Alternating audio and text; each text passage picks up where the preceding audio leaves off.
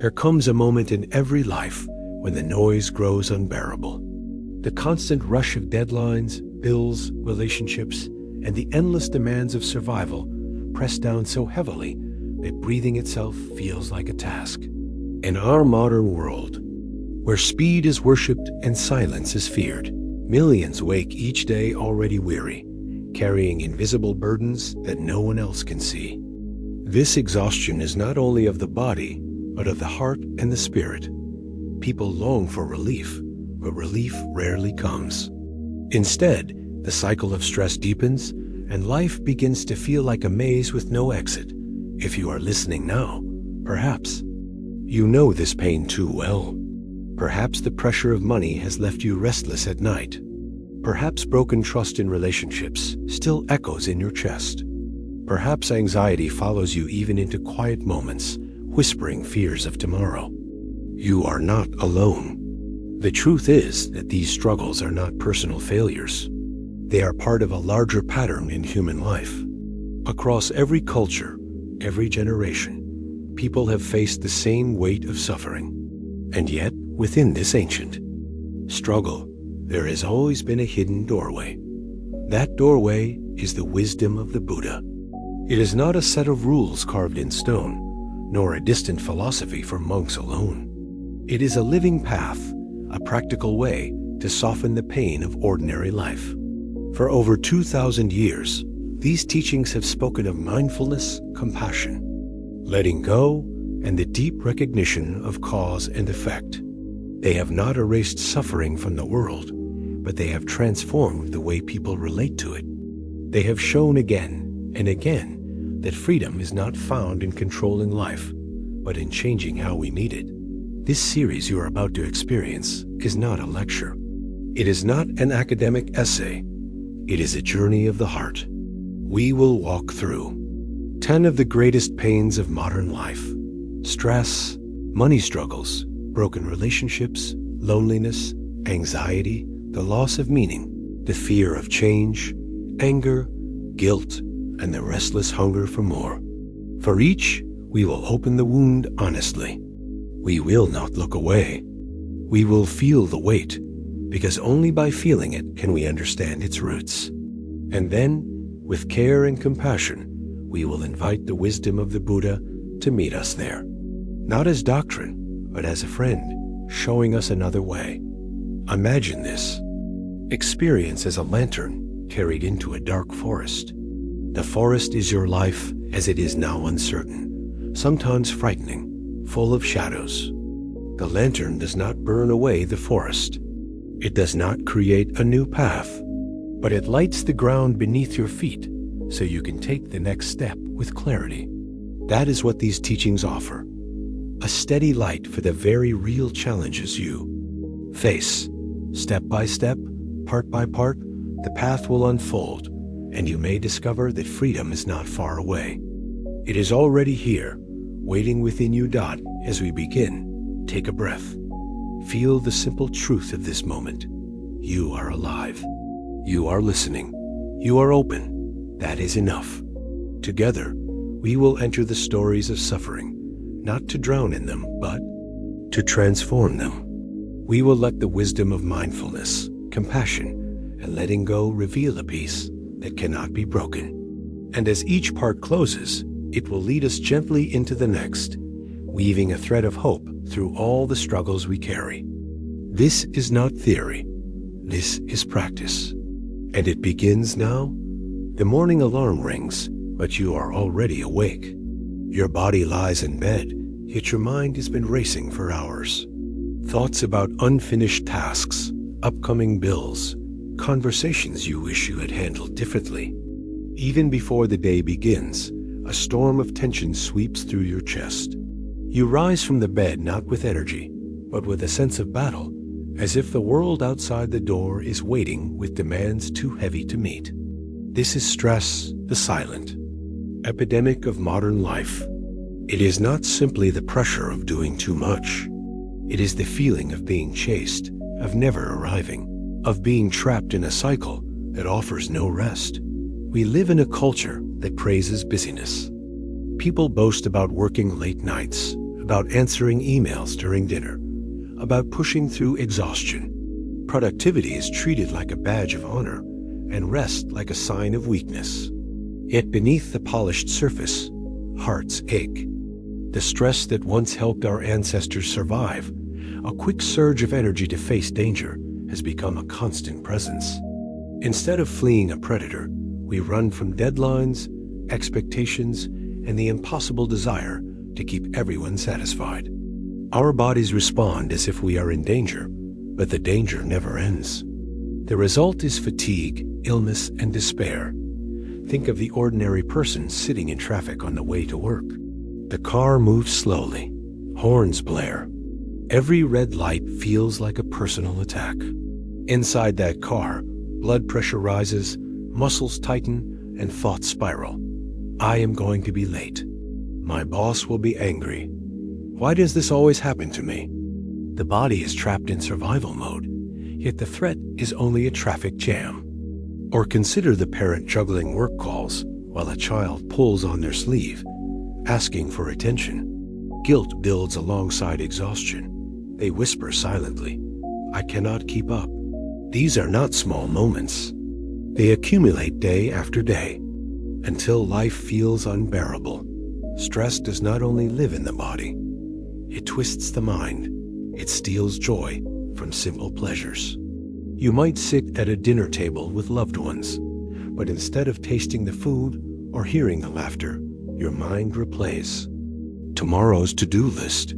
Even in moments designed for rest, stress follows like a shadow. It makes the present moment feel unsafe. And when the present is unsafe, the future becomes a constant threat. The cycle repeats. Anticipation of problems, worry, reaction, exhaustion. Slowly, the soul forgets what peace feels like. Why does stress hold such power? Because it is fueled by stories we tell ourselves. The story that we must always do more to prove our worth. The story that life is a ladder to climb, and if we fall behind, we are failures. The story that safety comes only when everything is under control. These stories create a prison without walls. No matter how hard we work, no matter how much we achieve, the bars remain. The truth is that stress is not only about circumstances. It is about the way we relate to them. And this is where the wisdom of the Buddha offers a doorway. The Buddha saw clearly that life brings challenges. He never denied suffering. Instead, he pointed to its cause and its end. One of his simplest yet most profound teachings is mindfulness. Practice of being fully present with what is. In stress, our minds leap ahead to what might happen or cling to what already passed. Mindfulness gently calls us back. Here, now, just this breath. It sounds too simple to matter, but in practice, it changes everything. Imagine that same person in traffic. Instead of fighting the moment, they notice the tightness in their chest, the grip of their hands on the wheel. They take one deep breath. The car still moves slowly, but now the storm within begins to calm. The stress loses its grip because the mind has returned to what is real, this moment, this breath. Another teaching is impermanence, the recognition that all things, pleasant or unpleasant, eventually pass. Stress thrives on the illusion that problems are permanent. We think, this feeling will never end. This situation will always trap me. But the truth is different. Every storm, no matter how fierce, eventually gives way to clear skies. When we remember impermanence, we loosen our grip on fear. The project at work, the conflict at home, the noise in the city, all will shift in time. By trusting the natural flow of change, we find room to breathe. Compassion is also a powerful antidote. Stress often whispers that we are alone in our struggle. Yet look around. Every human heart carries similar burdens. The parent in traffic, the child waiting for love, the worker answering late-night emails. Each knows the weight of stress. When we recognize this shared humanity, our hearts soften. Instead of adding judgment, why am I not strong enough? Why can't I handle this? We meet ourselves with kindness. We say, this is hard. I am doing my best. Compassion does not remove the challenges, but it removes the extra suffering of self-criticism. In that softness, peace begins to grow. There is also the practice of letting go. So much stress comes from clinging to outcomes we cannot control. We want people to behave a certain way, plans to unfold perfectly, life to follow our script. But life is not obedient to our wishes. The Buddha compared clinging to holding a rope that burns the hand. The tighter we grip, the more we suffer. Letting go does not mean giving up. It means releasing the impossible task of controlling everything. It means trusting that life unfolds as it must, and that we can meet it with wisdom rather than fear. Like a river flowing around rocks, we learn to move with what is, rather than against it. Picture this. A person ends their long day, lying in bed with the usual flood of worries. Instead of replaying every mistake, they place one hand on their chest and breathe slowly. They remind themselves, this day is done. Its moments cannot return. I release them. They let gratitude rise for one simple thing, perhaps a smile from a stranger, the taste of coffee, or the fact that they made it through. In that small act of awareness, stress begins to dissolve. This is not a fantasy. This is the power of practice. The wisdom of mindfulness, impermanence, compassion. And letting go transforms ordinary nights into opportunities for healing. Of course, stress will return. That is the nature of life. But each time it arises, we have a choice. We can tighten our grip, feeding the fire of fear. Or we can pause, breathe, and step back into presence. Over time, this choice becomes easier. The storms still come, but we no longer drown in them. Instead, we discover the deep stillness beneath the place within us that is never shaken. From this stillness, we can live not in constant reaction, but in steady clarity. Stress loses its control because we have remembered who we truly are. As this journey continues, we will dive deeper into this truth. Stress is only one face of modern suffering. Beneath it lies the wider struggle with money, relationships, loneliness, and more. Yet the doorway of mindfulness remains the same. It is the key that opens each lock, the light that guides us through each shadow. For now, let us pause here. Let the words settle. Let the breath deepen. Let the heart soften. And prepare to continue into the next part of this first section, where we will explore even more closely how the wisdom of the Buddha transforms the roots of stress into seeds of freedom. Stress is like an invisible companion. It walks beside you when you leave the house. It waits in line with you at the grocery store. It follows you into your conversations, and it even climbs into bed at night. Many people think it is normal, that life is supposed to feel this way, that a racing mind and a restless heart are simply the price of survival. But this is not true. Stress is not your natural state. Your natural state is peace. Peace is not something far away in a monastery or on the top of a mountain. It lives inside you, beneath the noise, waiting to be uncovered. Why then do we so often forget? Partly because society trains us to. From a young age, children are told to compete, to achieve, to hurry. The culture celebrates the ones who run fastest, who earn most, who never stop. And yet, the ones who slow down, who notice the breeze, who smile without reason, these people are often misunderstood, even dismissed as lazy or unambitious. Slowly, we learn to value tension more than rest, to measure worth by output rather than by the quiet joy of simply being. And so, the body pays the price. Headaches, insomnia, shallow breathing, fatigue. The body whispers warnings, but we cover them with caffeine and distraction. Still, the whispers grow louder. Imagine a young professional in a crowded office. Their desk is stacked with papers. Their phone buzzes with endless messages. Their eyes sting from staring at a screen. Deep down, they want to step outside for just 5 minutes, to breathe, to stretch. But they do not. They tell themselves, I must keep going. If I pause, I will fall behind. If I fall behind, I will fail. This is the prison of stress, the belief that stopping is dangerous. Yet, paradoxically, stopping is the very key to freedom. The Buddha taught that craving and aversion are the roots of suffering. Stress thrives on both. We crave approval, success, control, and security. We fear disapproval, failure, chaos, and uncertainty. Back and forth, our minds swing like a pendulum, never still.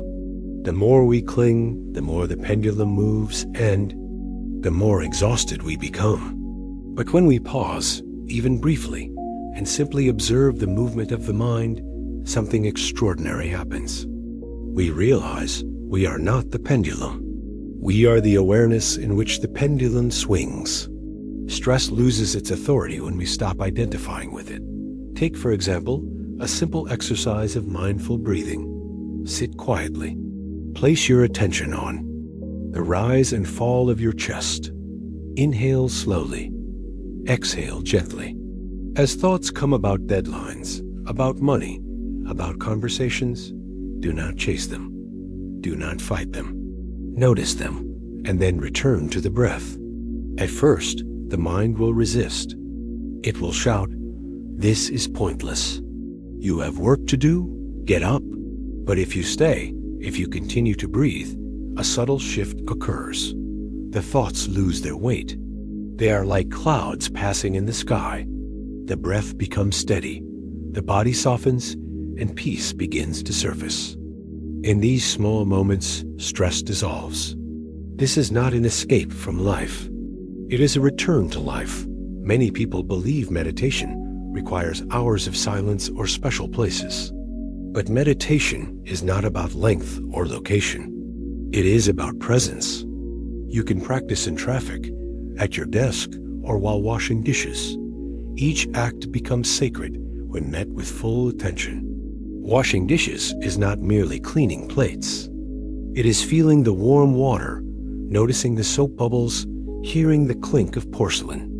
In such moments, the storm of stress calms.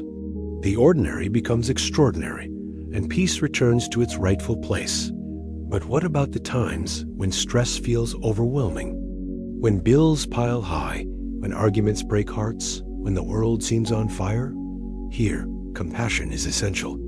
Too often, we respond to stress with more stress. We criticize ourselves for feeling weak. We compare ourselves to others who seem to cope better. Yet the Buddha urged compassion, not only for others, but for ourselves. Imagine a dear friend standing before you, trembling with worry. Would you scold them? Or would you place a gentle hand on their shoulder and say, "It's okay. You are safe. You are not alone"? This is the voice we must offer to ourselves. Self-compassion softens the hardest edges of stress, turning storms into gentle rain. There is also the wisdom of perspective. Stress narrows our vision. It makes problems seem larger than life. A missed email becomes a disaster. A late payment feels like the end of security. A harsh word echoes for days. But step back for a moment. Look at the wider picture. In the span of a lifetime, how many worries have come and gone? How many sleepless nights proved unnecessary? The mind exaggerates, but reality is often gentler. By remembering the vastness of life, we shrink the false importance of temporary troubles. Another practice is gratitude. Stress focuses on what is lacking: time, money, control. Gratitude shifts the gaze toward what is present: the warmth of the sun on your skin, the laughter of a child, the taste of water when you are thirsty. Gratitude does not erase challenges, but it creates balance. It reminds us that even within difficulty, there is beauty. And in that reminder, stress loosens its hold.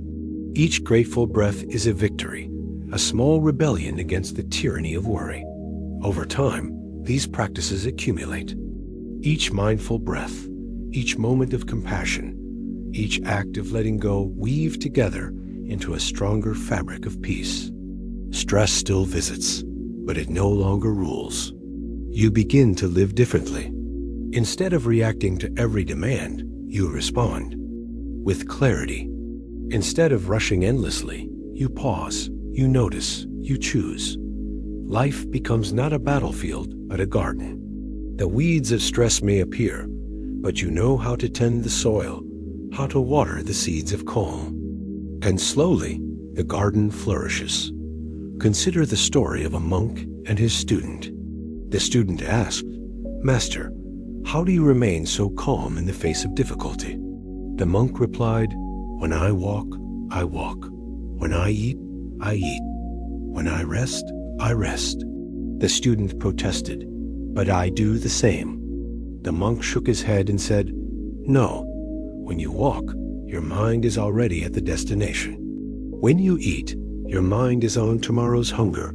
When you rest, your mind is still racing. That is why you suffer." This story reveals the heart of the teaching. Stress is not in the task itself, but in the mind's refusal to be present. When we truly walk, eat, and rest, life becomes simple again. So how do we carry this into our daily lives? Begin small. Choose one practice each day. Perhaps before drinking your morning coffee, pause to inhale its aroma and feel gratitude. Perhaps during a stressful meeting, take one conscious breath before responding. Perhaps at night, instead of replaying regrets, place your hand on your heart and whisper, "I release this day." These small acts may seem insignificant, but together they build a life of freedom. Stress no longer dominates because you have remembered how to return home to your self-doubt. And so, as we close this first exploration, let us hold the truth clearly. Stress is real, but it is not final. It is a wave that rises and falls, not an ocean that never ends. By practicing mindfulness, compassion, gratitude, and letting go, we learn to ride the wave instead of drowning in it. We discover that peace is not something to chase. It is already here, beneath the noise, waiting to be touched. This is the promise of the Buddha's wisdom. It is not distant. It is immediate. It is a live dot as we prepare to move forward. Remember, the struggle with stress is deeply connected to the struggle with money, with security, with survival itself. Many of our worries are born from fear of not having enough, of losing what we need, of failing to provide. And so, the next step in our journey will turn to this universal pain, the weight of money and the fear it creates. Just as we have looked closely at stress, we will now look at the chains of financial anxiety and once again discover how timeless wisdom can turn even this heavy burden into an opportunity for freedom. Money. It is one of the most powerful forces in modern life. It can build cities, feed families, open doors. But it can also divide, wound, and destroy. For many, money is not a neutral tool. It is a constant source of fear. It dictates choices, shapes relationships, and steals sleep. In a world where survival is measured in dollars, the struggle with money has become one of the deepest sources of suffering.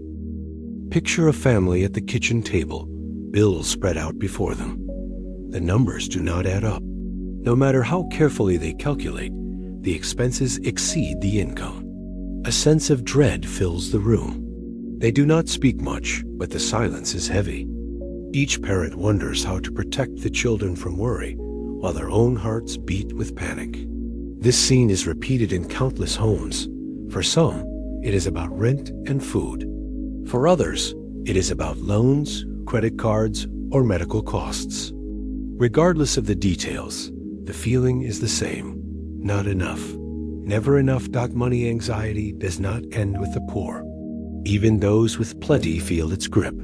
The wealthy business owner checks accounts daily, fearing loss. The professional with a good salary lies awake wondering, what if I lose my job? What if the market crashes? What if I cannot keep this lifestyle? The fear is not only about scarcity, but about change, about losing control, about the endless hunger for more. Money becomes not a tool, but a master. Its voice is loud, and it rarely says, "You are safe." Instead, it whispers, "You need more. You could lose everything. You are not secure." Why does money hold such power over the heart? Because it touches our most basic fears: safety, survival, belonging. Without money, we fear losing shelter, food, health, dignity. But beyond survival, money has been woven into identity. In modern culture, people are often valued by what they earn, what they own, what they display. A house, a car, a brand of clothing all become symbols of worth. To lose money feels like losing identity itself. No wonder the stress is so deep. Consider the young graduate burdened with debt. They studied for years, believing education would guarantee success. Yet now, each paycheck disappears into repayment. They work long hours, but freedom feels distant. Or the single parent juggling 2 jobs, barely covering the essentials, feeling both exhaustion and guilt for the time they cannot spend with their children. These are not rare stories. They are the quiet reality of millions, carried in silence, hidden behind polite smiles. Even in relationships, money casts shadows. Couples argue over spending habits, over savings, over priorities. Families fracture over inheritance. Friends drift apart when wealth creates distance. The pursuit of money, meant to provide comfort, often breeds conflict instead. And inside, the individual heart grows weary. Dreams shrink under the weight of financial fear. Creativity dies when survival takes all energy. Life becomes not about living, but about chasing numbers. But here, too, the Buddha's wisdom shines like a lamp in a dark room. The teachings do not deny the need for resources. They do not demand poverty. Instead, they offer a way to transform our relationship with money. At the center is the principle of right livelihood earning in ways that do not harm oneself or others. This teaching reminds us that money is not just about accumulation. It is about integrity. How we earn matters as much as how much we earn. When livelihood aligns with compassion, the burden lightens, for our work itself becomes meaningful. Another teaching is simplicity. The endless hunger for more is a root of suffering. The Buddha taught that desire is like a fire. The more we feed it, the larger it grows. Modern life fuels this fire with advertisements, with comparisons, with the constant message that we are incomplete without the next purchase. But simplicity brings freedom. To live with enough, rather than endless more, is to reclaim peace. This does not mean denying comfort. It means recognizing when comfort turns into craving, when needs turn into endless wants. By choosing simplicity, we step off the treadmill of desire. Generosity is also central. It may seem strange. How can giving reduce money anxiety? Yet generosity transforms fear into trust. When we give, even a little, we affirm abundance. We tell ourselves, "I have enough to share." This breaks the grip of scarcity. Generosity also connects us with others. It reminds us that money is not the only currency. Kindness, love, and support are wealth beyond measure. The Buddha said that a generous heart brings joy to both giver and receiver. In generosity, we discover that true security is not in what we hoard, but in the relationships we nurture. Mindfulness, too, applies to money. Often, financial stress comes not from the present, but from imagined futures. What if I lose my job? What if I cannot retire? What if disaster strikes? These fears may or may not come true. Meanwhile, they steal peace from today. Mindfulness calls us back to this moment, Right now, you may have enough. Right now, you may be safe. By grounding ourselves in the present, we reduce the endless stories of what if that fuel financial anxiety. Let us imagine again the family at the Fing kitchen table. The bills still lie before them. The numbers still do not add up. But instead of sinking into despair, they pause. They breathe together. They acknowledge the difficulty, but they also name what they do have each other. A roof for now. Strength to keep trying. They choose one small act of generosity, perhaps sharing a meal with a neighbor. They remember that money is not their entire identity, that worth cannot be measured only in dollars. The bills do not vanish, but the fear softens. In that softening, possibilities emerge, creative solutions, new choices, resilience. This shift is not magic. It does not erase debt or create sudden wealth, but it transforms the inner landscape. It turns money from a tyrant into a tool, and in this transformation lies freedom. For when the heart is no longer enslaved to fear, one can meet financial challenges with clarity, creativity, and compassion. One can make decisions not from panic, but from wisdom. This is the deeper teaching. The true currency of life is not money, but peace of mind.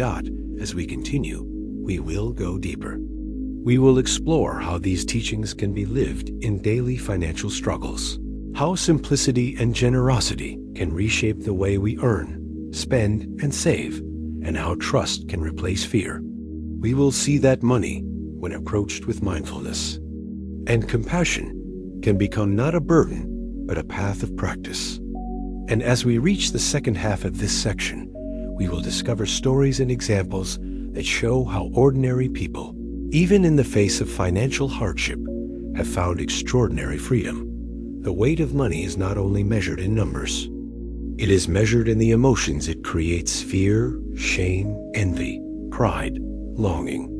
These emotions often run deeper than the actual circumstances.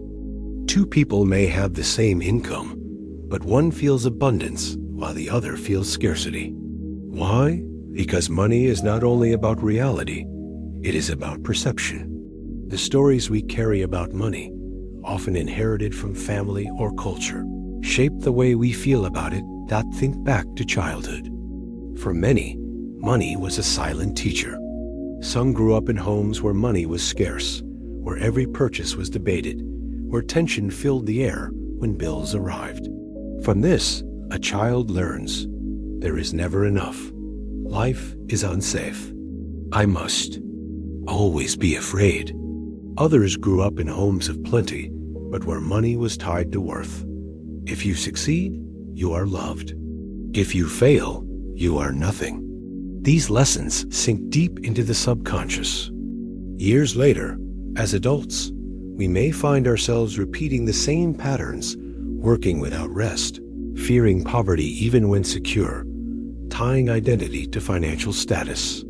The outer situation may change, but the inner story remains.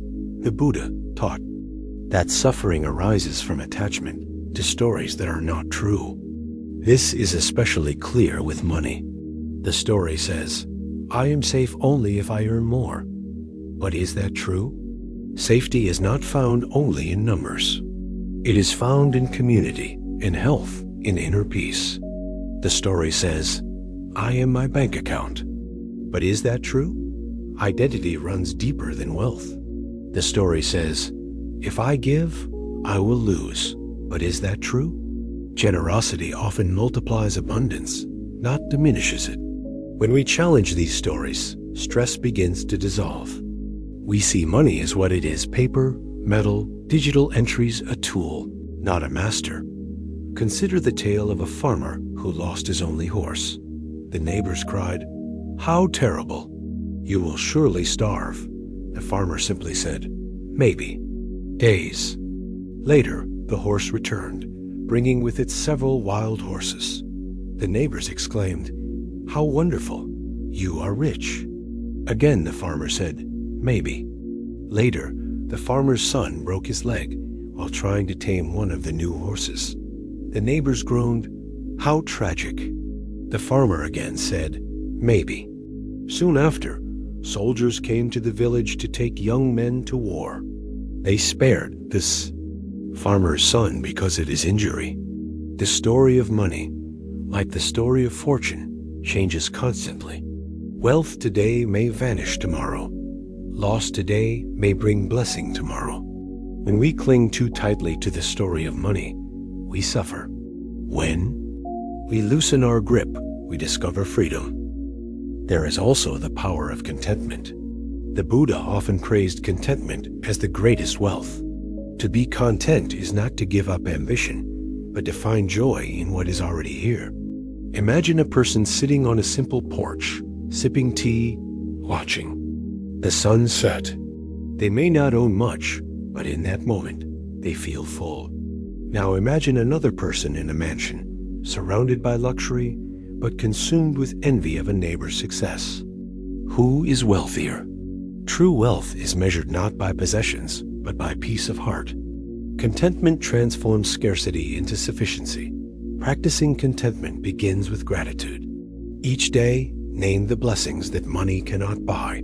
A breath, a smile, a touch, a sunrise. Notice also the simple comforts money has provided: shelter, food, warmth. Let appreciation replace complaint. Slowly, the heart shifts from not enough to enough. And when the heart feels enough, fear loses power. Anxiety softens, and joy returns. Generosity deepens this practice. Even in small ways, giving frees us from clinging. The person who donates a few coins, who buys a meal for a stranger, who shares time or skill without payment, this person experiences a wealth beyond calculation. Generosity creates trust, both in oneself and in life. It reminds us that the universe is abundant, that resources flow, that we are part of a larger web. In giving, we learn that true security is not found in holding tightly, but in opening. The hand. Another essential practice is right intention. When we use money only to feed ego, comparison, or craving, it never satisfies. But when we use it to support growth, healing, and compassion, it becomes a tool of liberation. A dollar spent on something that nurtures body or mind carries a different energy than a dollar spent on endless distraction. A gift given to ease another's burden carries more power than a possession bought to impress. Intention transforms money into a spiritual practice. Still, financial challenges will arise. Jobs will be lost, markets will crash, bills will surprise. U.S. The teachings do not promise a life free from difficulty. What they promise is a different way to meet difficulty. Instead of panic, we can respond with clarity. Instead of fear, with trust. Instead of despair, with resilience. This is the true freedom, not the absence of challenges, but the presence of wisdom. Imagine again the young graduate weighed down by debt. At first, despair clouds every thought, but then they begin to practice mindfulness. They take one day at a time. They breathe through the fear. They choose to live simply, finding joy in what is free. They offer generosity in small acts, perhaps sharing knowledge with others. Slowly, their identity shifts. They are not defined by the debt. They are defined by their resilience, their kindness, their ability to live with integrity. The debt may remain, but it no longer defines the soul. This is the transformation the Buddha spoke of, not erasing suffering, but ending its tyranny over the heart. And so, money becomes not only a source of pain, but also a teacher. It reveals our fears, our cravings, our attachments. And by working with these, we grow. We learn trust, contentment, compassion. We learn to let go of illusions. In this way, money, once a chain, becomes a path of liberation. The very thing that caused anxiety becomes the soil where peace can bloom. As we close this section, let us remember, money is real, but it is not ultimate. It can buy food, shelter, comfort, but it cannot buy peace of mind. Peace comes from within, from the way we meet life, not from what we possess. The Buddha's wisdom guides us to see clearly. Use money, but do not worship it. Earn honestly, but do not cling. Live simply, but give generously. In this balance lies true wealth. And as we move forward, we will see that money is not the only chain of modern life. Relationships, too, bring both joy and pain. Just as money can divide or connect, so can love. Hearts long for connection, yet often end up broken, misunderstood, or lonely. Our next step will lead us into this tender ground, the suffering of relationships, and how the Buddha's wisdom can heal the deepest wounds of the heart. Love, connection, belonging. These are among the deepest human needs. From the moment we are born, we reach for others for comfort, for safety, for companionship. We long to be seen, to be valued, to be held. Relationships are the threads that weave our lives into meaning. Yet these same threads can become tangled, frayed, and torn. For many, relationships are not only sources of joy, but also of profound suffering. In modern life, where individualism often overshadows community, where digital screens replace face-to-face presence, the pain of relationships runs deep. Consider the couple sitting together in a restaurant, both staring at their phones instead of each other. Their bodies share a table, but their hearts are distant. Or the friend who scrolls through social media, comparing their life to curated images of others, feeling inadequate and unseen. Or the parent who works long hours, hoping to provide, but returns home too exhausted to truly connect with their child. These are not rare stories. They are daily realities. The result is loneliness, even in the midst of others, and conflict, in the very places where we long for peace. Relationship pain takes many forms. There is the sharp sting of betrayal when trust is broken. There is the slow ache of distance when love fades. There is the constant friction of misunderstanding when words and intentions collide. There is the grief of loss when someone we love departs or passes away. These wounds leave marks that shape the way we see ourselves and the world.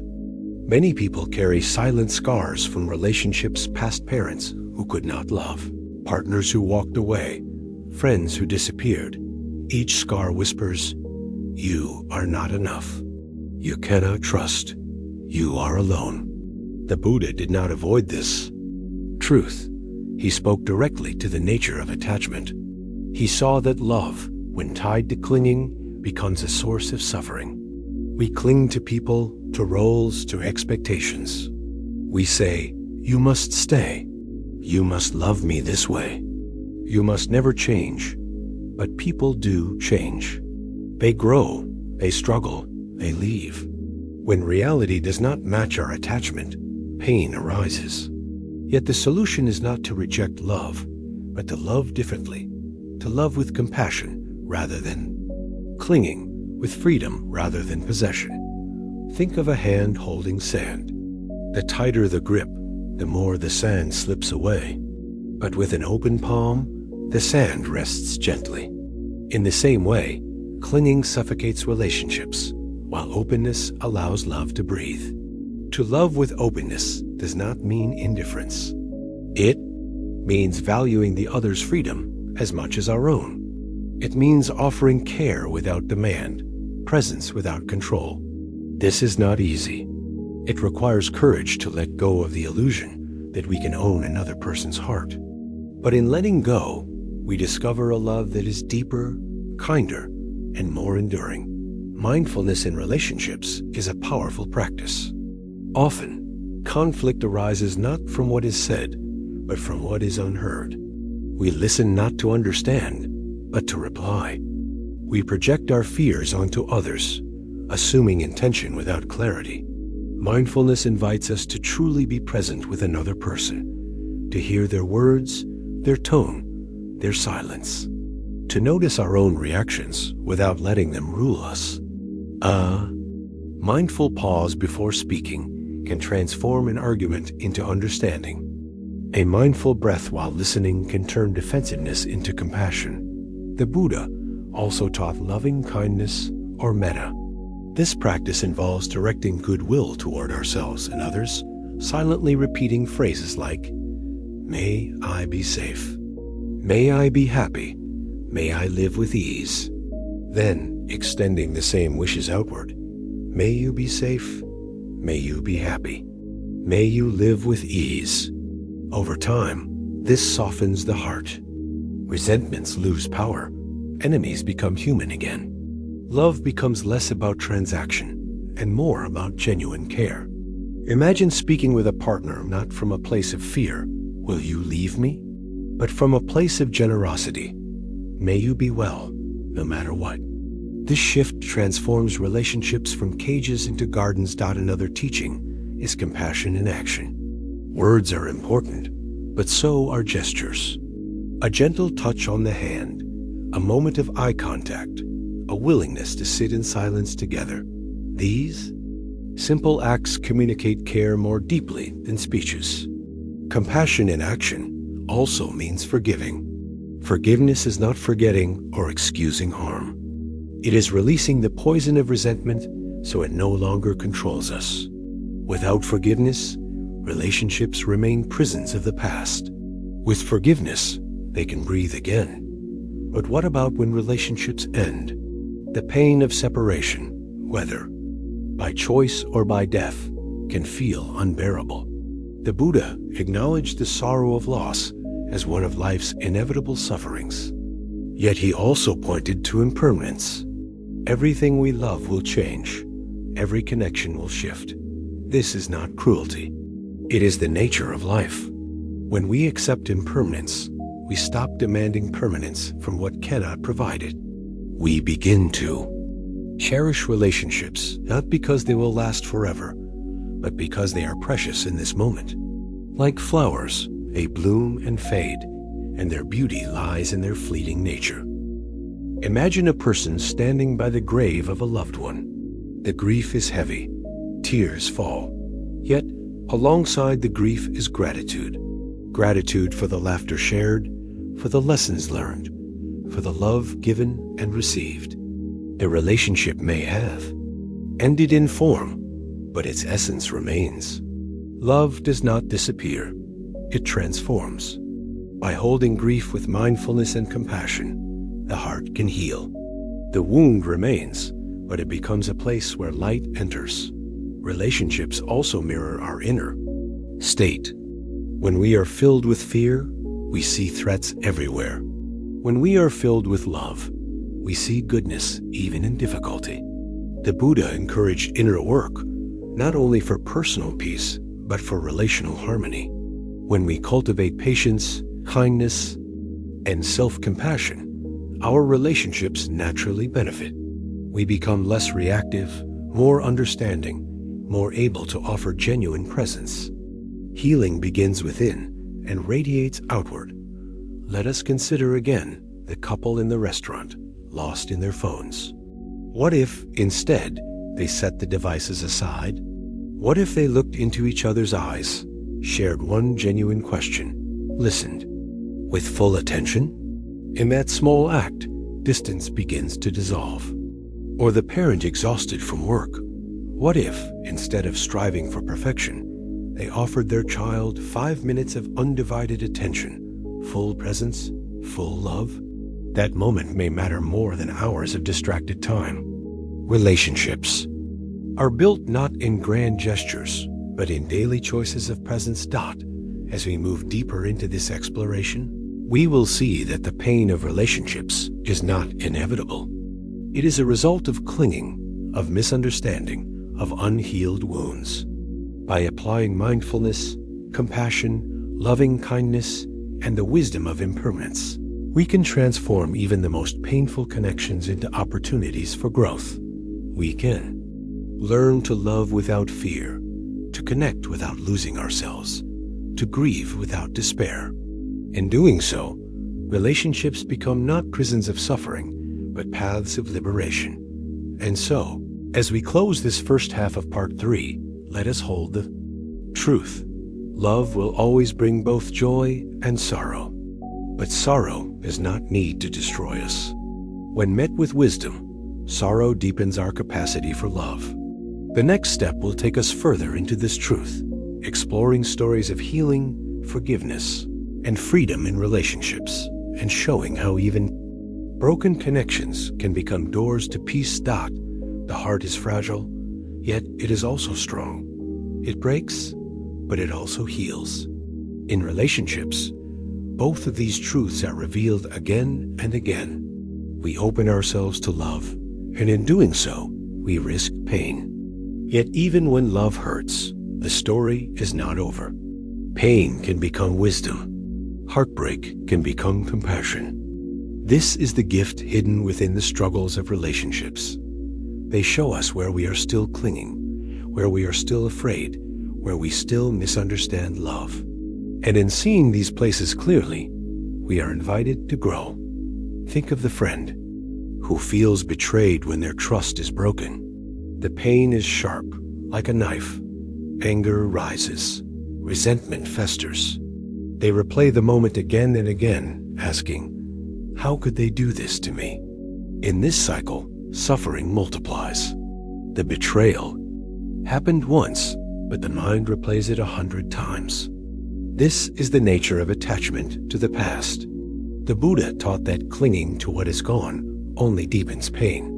The event cannot be undone, but how we hold it in the heart that is still in our power. Forgiveness becomes the key, not for the sake of the one who caused harm, but for the sake of the one who carries the wound.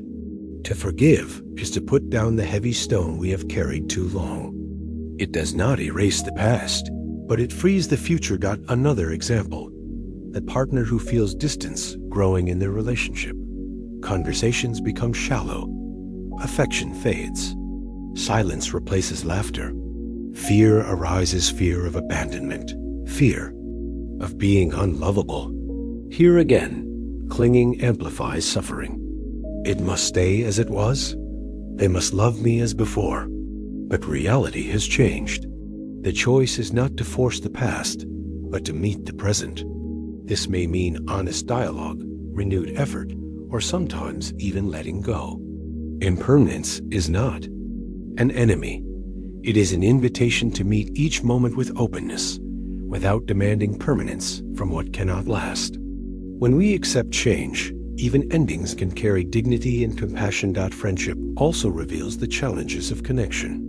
A close friend moves away or simply drifts apart. At first, there is sadness, even anger. Why did they leave? Did I do something wrong? But with mindfulness, we see that relationships, like seasons, have natural cycles.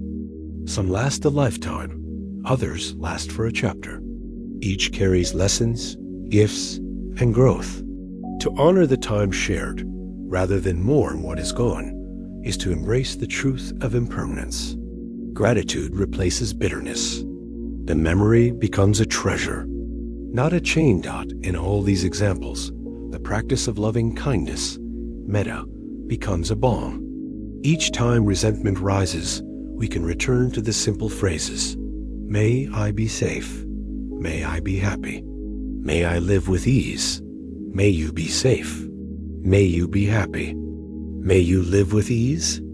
At first, the words may feel empty, even forced, but repeated with sincerity, they soften the heart. They remind us that all beings, even those who hurt us, are struggling, seeking happiness, avoiding pain. This does not excuse harm, but it places it in context. Compassion grows, and the tight fist of anger loosens. There is also the power of presence.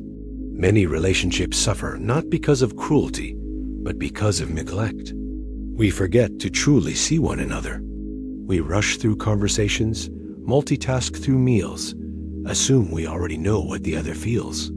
But to pause, to look into another's eyes, to listen without interrupting, these small acts are profound. They say, "You matter. You are seen." Presence is the foundation of intimacy. Without it, love withers. With it, even the most difficult relationships can heal. The Buddha emphasized right speech as a pillar of harmony. Words have the power to heal or to harm, to build bridges, or to burn them. In moments of conflict, harsh words often rise quickly, leaving wounds that linger. Right speech invites us to pause, to ask, is this true? Is it kind? Is it necessary? Is it the right time? By holding our words to this standard, we reduce unnecessary harm. Gentle words can calm storms. Honest words, spoken with compassion, can clear misunderstandings. Silence, chosen wisely, can prevent conflict. Practicing right speech transforms relationships into safe spaces where trust can grow. Still, some relationships remain toxic. There are times when compassion does not mean staying, when forgiveness does not mean enduring harm. The Buddha's teachings on compassion include wisdom. To remain in a relationship that destroys our dignity or safety is not compassion, but self-neglect. Sometimes, the path of love requires leaving, not with hatred, but with clarity. To say, I wish you peace, but I must walk my own path. This too is love, a love that honors the self as much as the other. Liberation is not found in chains, but in freedom. Imagine a person leaving such a relationship. At first, the loneliness is sharp. The silence feels heavy. Yet slowly, a new truth emerges. They discover strength they did not know they had. They discover that love is not only found in others, but also within themselves. They learn self-compassion, self-respect, self-trust. This inner relationship becomes the foundation for all others. When we know how to love ourselves, we are no longer desperate for others to fill our emptiness. We connect from wholeness, not from need. This is perhaps the deepest lesson. Relationships are mirrors. They show us who we are. They reflect our wounds, our hopes, our fears. When we cling, they reveal our attachment. When we resent, they reveal our unhealed pain. When we love with freedom, they reveal our growth. The Buddha's wisdom helps us see clearly in this mirror, not to judge, but to learn. Each relationship becomes part of our practice, part of our path to awakening. And so, the pain of relationships, while real, is not meaningless. It is a teacher. It shows us where we are still asleep and calls us to wake. It asks us to love more deeply, more freely, more wisely. In this way, even heartbreak becomes holy ground. Even conflict becomes an opportunity for compassion. This is the alchemy of the path, turning suffering into wisdom, turning wounds into doors to peace. As we step away from this section, let us carry this truth. To love is to risk pain, but to avoid love is to miss life itself. The answer is not to close the heart, but to open it with wisdom. To love with compassion rather than clinging. To cherish the present rather than demand permanence. To forgive rather than bind ourselves to resentment. In doing so, we discover a love that is vast, spacious, and unshakable. A love that remains even when forms change. A love that is not possession, but presence. And as we move forward, we will turn to another wound of modern life, one that often grows out of relational pain and societal pressure, the quiet shadow of loneliness and isolation. In a world more connected than ever through technology, many feel more alone than ever in their hearts. Our next step will explore this hidden suffering, and once again, the timeless wisdom of the Buddha will guide us toward healing, connection, and peace. There is a silence that cuts deeper than noise. It is the silence of loneliness. Not the peaceful quiet of a calm morning, but the heavy quiet of an empty heart. In our modern age, people live closer together than ever before. Cities are crowded, social networks connect millions. Technology brings voices and faces across the world in seconds. And yet, despite this, loneliness has become one of the most widespread sufferings of our time. Surrounded by others, many still feel invisible. Connected by devices, many still feel alone. Loneliness is not only about being physically alone. It is about feeling unseen, unvalued, disconnected. A person can sit in a crowded subway, surrounded by hundreds, and feel utterly isolated. A person can lie in bed beside a partner and feel more distant than if miles separated them. Loneliness is not simply about the absence of people. It is about the absence of connection. And connection is what every human heart longs for most deeply. Consider the elderly woman living in a small apartment, her children grown and gone, her days filled with silence. She turns on the television for company, but the voices do not answer. She waits for the phone to ring, but it rarely does. Her body aches, but more than her body, her spirit aches. Or consider the young professional who moves to a new city for work. They scroll through endless images of friends online, but when night falls, they eat dinner alone, longing for someone to share the table. Loneliness is not limited to age or circumstance. It touches the young and the old, the wealthy and the poor, the married and the single. It is a universal shadow. The pain of loneliness runs deep because it touches the core of who we are. Human beings are social by nature. From birth, we survive only through the care of others. To be cut off from connection is to feel cut off from life itself. Loneliness often whispers cruel lies. You are unworthy of love. You do not belong. You are forgotten. These lies sink into the heart, creating shame and despair. Studies may show the health effects of loneliness, illness, depression, even shortened lifespan, but beyond statistics lies the simple truth. Loneliness makes life feel empty. The Buddha spoke of isolation not as punishment from the world, but as a misunderstanding of the self. He saw that suffering arises when we believe we are separate, when we forget our interconnection with all beings. In truth, no one is ever truly alone. Every breath we take depends on trees and air. Every meal depends on countless hands, farmers, cooks, workers. Every smile, every kindness, every gesture connects us to a larger web of life. Loneliness arises when we forget this truth. Healing begins when we remember it. Mindfulness is the first step. In loneliness, the mind often spirals into stories. No one cares about me. I will always be alone. My life has no meaning. These stories deepen despair. Mindfulness invites us to pause, to return to the present moment. Perhaps we are alone in a room, but in that moment, the warmth of the sun touches our skin. The sound of birds enters through the window. Our breath flows steadily. We are not abandoned. Life itself is present. By anchoring in the here and now, loneliness loosens its grip. Another powerful practice is loving kindness meditation. When the heart feels empty, sending goodwill outward reconnects us with others. Begin with yourself. May I be safe. May I be happy. May I live with ease.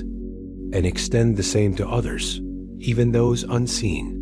May all beings be safe. May all beings be happy. May all beings live with ease. At first, this may feel artificial, but as the practice deepens, the heart expands. We realize that we are part of a vast ocean of beings, all longing for love, all fearing loneliness. Compassion grows, and the sense of isolation begins to fade. Connection also grows through compassion in action.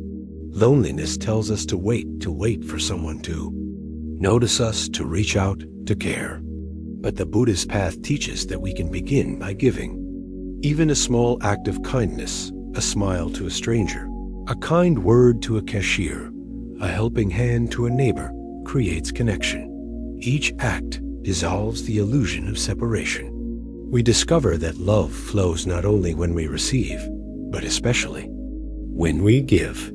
In giving, we are no longer alone, for we become part of the lives of others. there is also wisdom in embracing solitude. Loneliness is painful, but solitude can be sacred. The difference lies in how we meet the moment. When we resist being alone, the silence feels heavy. When we embrace it, the silence becomes a friend. The Buddha often retreated into solitude, not to escape people, but to discover the richness of the inner world. In solitude, we can hear our own heart. We can reconnect with the stillness beneath thought. We can learn that we are enough, even without constant company. Solitude becomes a space of healing rather than a prison of despair. Imagine the young professional again, eating dinner alone. At first, the loneliness is sharp, but instead of scrolling through images, they pause. They light a candle. They prepare the meal with mindfulness, noticing the colors, the textures, the flavors. They eat slowly, savoring each bite. They whisper to themselves, "I am here. I am alive. I am worthy." In this act, solitude shifts. The meal becomes communion, not with others, but with life itself. The loneliness softens and peace begins to grow. Another story. An elderly man tends a small garden. His children live far away. His days are quiet. But each morning, he waters the plants, feels the soil, watches the flowers bloom. He speaks softly to them, offering presence. In return, the garden offers him beauty, companionship, a sense of purpose. He may live alone, but he is not lonely, for he is connected to life through care. These stories remind us that connection does not always require people. It requires presence, attention, and love. Of course, human relationships remain essential. The Buddha emphasized the value of community, or sangha. To walk the path alone is difficult. To walk it with others is supportive and joyful. In modern life, building community may mean joining a group, volunteering, attending gatherings, or simply reaching out to a friend. It requires effort, but the effort is worth it. Each step toward connection weakens the hold of loneliness. Community reminds us that we belong, that we are not alone in our struggles, that we are part of something larger. As this section unfolds, we will go deeper into how loneliness transforms when met with wisdom.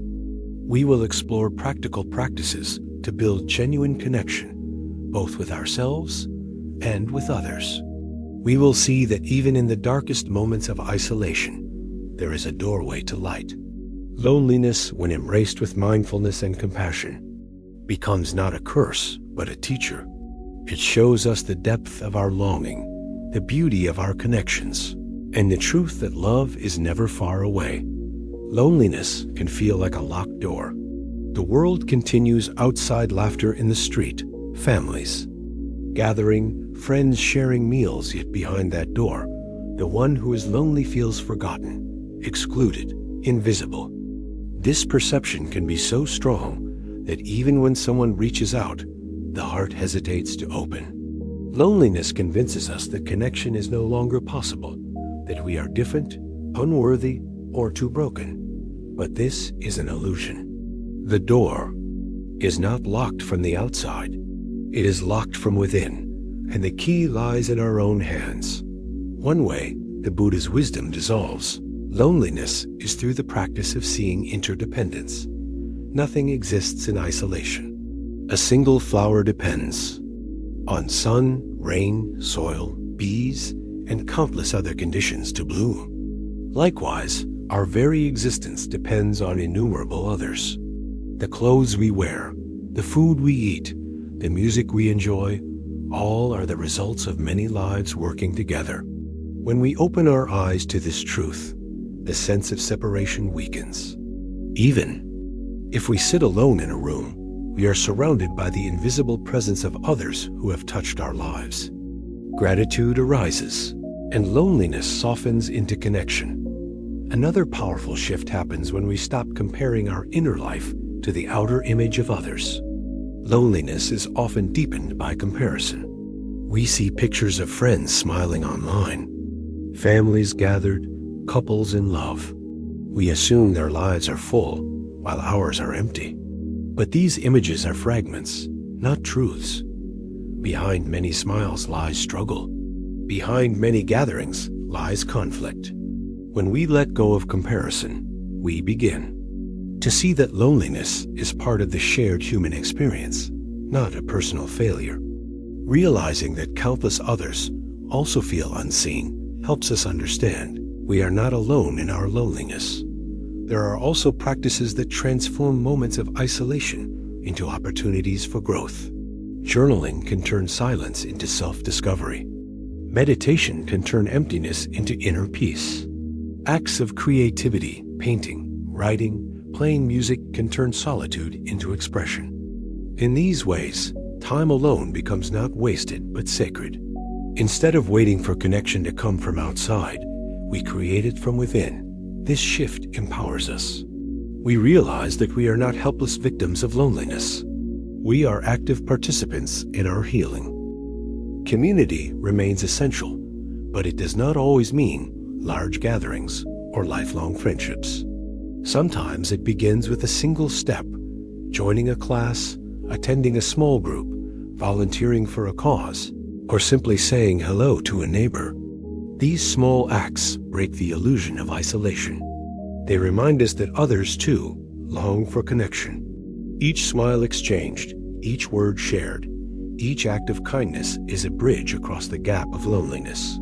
The Buddha encouraged the building of Sangha not only for spiritual growth, but for human survival. Alone, the journey is hard. Together, it is lighter. Imagine a young woman new to a city. Her evenings are silent, her heart heavy. One day, she chooses to join a meditation group.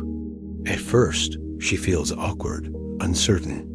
But as she sits among others in shared silence, a sense of belonging stirs. No one knows her story yet, but she is not invisible. The presence of others practicing alongside her is enough. Over time, friendships grow, not through forced effort, but through shared experience. Loneliness dissolves, replaced by connection. This story shows how a single choice, a single act of courage, can open the heart again. There is also healing in service. When loneliness grips us, the focus narrows inward. We dwell on our emptiness, our longing, our pain. But when we turn outward, offering help to others, perspective shifts. The act of serving a meal at a shelter, reading to a child, or visiting someone else who is lonely reminds us that love is not gone. It flows through us when we give. Service is a doorway out of isolation. The Buddha taught that compassion is not only a feeling, but an action. By serving others, we serve ourselves. Loneliness fades in the presence of shared humanity. Yet even with these practices, loneliness may return. This is not failure. It is part of being human. The key is to meet it with mindfulness rather than despair. When the ache arises, we can pause and breathe. We can place a hand over the heart and whisper, "This is loneliness. It is painful, but it will pass." We can treat ourselves with the same tenderness we would offer a friend. In doing so, we transform loneliness from an enemy into a visitor. A visitor who, though uncomfortable, teaches us about our deepest longing for love. And that longing is not weakness. It is proof of our humanity. As the section draws to a close, remember this truth. Loneliness does not mean the absence of love. Love is always present, in the breath, in the world, in the heart. The practice is learning to see it again, even when shadows fall. The Buddha's wisdom guides us to remember our interconnection, to practice loving kindness, to embrace solitude as sacred, to build community, and to serve others. Each of these steps weakens the illusion of separation and strengthens the reality of belonging. And so, while loneliness may still visit, it no longer defines us. It becomes a doorway to deeper compassion, to greater awareness, to truer love. We discover that we are never fully alone, for life itself holds us in every moment. This realization carries us forward into the next challenge of modern life, the restless tide of anxiety. If loneliness is the silence that suffocates, anxiety is the noise that overwhelms. It fills the mind with racing thoughts, the heart with trembling, the body with unease. In our next step, we will face this restless companion and once again allow the Buddha's wisdom to show us a way back to peace. Anxiety is the trembling of the heart before an uncertain future. It is the restless energy that makes the hands sweat, the stomach churn, the chest tighten. Unlike stress, which often ties itself to external demands, anxiety is more subtle, more insidious. It creeps into the mind at quiet moments, whispering, endless what-ifs. What if I fail? What if they reject me? What if I lose everything? Anxiety feeds not on reality, but on imagined fears, and yet its impact is real. It can paralyze, exhaust, and consume. Modern life has become fertile soil for anxiety. The speed of change, the flood of information, the constant comparisons, the uncertainty of global events, all create an atmosphere where worry thrives. Young people worry about finding work. Older people worry about retirement. Parents worry about children. Children worry about acceptance. The human mind, designed to plan and protect, spins out of control in a world that never stops demanding. Anxiety is no longer just an occasional visitor. For many, it is a daily companion. Picture a college student lying awake at night. There. Exams are weeks away, but already the mind plays scenes of failure. They imagine disappointing their family, losing their future. Their body reacts as if the failure has already happened. Heart pounding, breath shallow, muscles tense. Or consider a worker preparing for a presentation. Hours before, they rehearse every possible mistake, forgetting words, stumbling, being laughed at. The anxiety is so strong that it overshadows the actual event. These stories reveal the cruel trick of anxiety, suffering now for things that may never occur. Emotionally, anxiety is like a thief. It steals joy from the present moment. A walk in the park becomes overshadowed by worries about tomorrow. A meal with loved ones is clouded by thoughts of unpaid bills. Even in moments of safety, anxiety whispers danger. It narrows the vision, focusing only on threats, ignoring beauty, ignoring peace. And because the body reacts to these imagined dangers, the cycle deepens. The more we worry, the more the body suffers. The more the body suffers, the more we worry. The Buddha understood this cycle well. He described it as the second arrow. The first arrow is life itself, the inevitable pains of sickness, loss, uncertainty. The second arrow is the one we fire into ourselves, the added suffering of fear, worry, resistance. Anxiety is often this second arrow. The future is uncertain. Yes, but the mind multiplies suffering by rehearsing every possible disaster. The Buddha's wisdom invites us to put down the second arrow, to stop stabbing ourselves with what has not yet happened. Mindfulness is a powerful antidote. When anxiety spins stories of tomorrow, mindfulness returns us to today. One breath, one step, one task. Inhaling, we know we are breathing in. Exhaling, we know we are breathing out. For a moment, the future dissolves. Only now remains. And in the now, anxiety loses its ground. The mind may wander again, but each time we return to the breath, we weaken anxiety's hold. Slowly, the present becomes a refuge. Another teaching is the truth of impermanence. Anxiety tells us this feeling will never end, but impermanence reminds us that everything passes. The pounding heart, the racing thoughts, the tight chest, each arises, each peaks, each fades.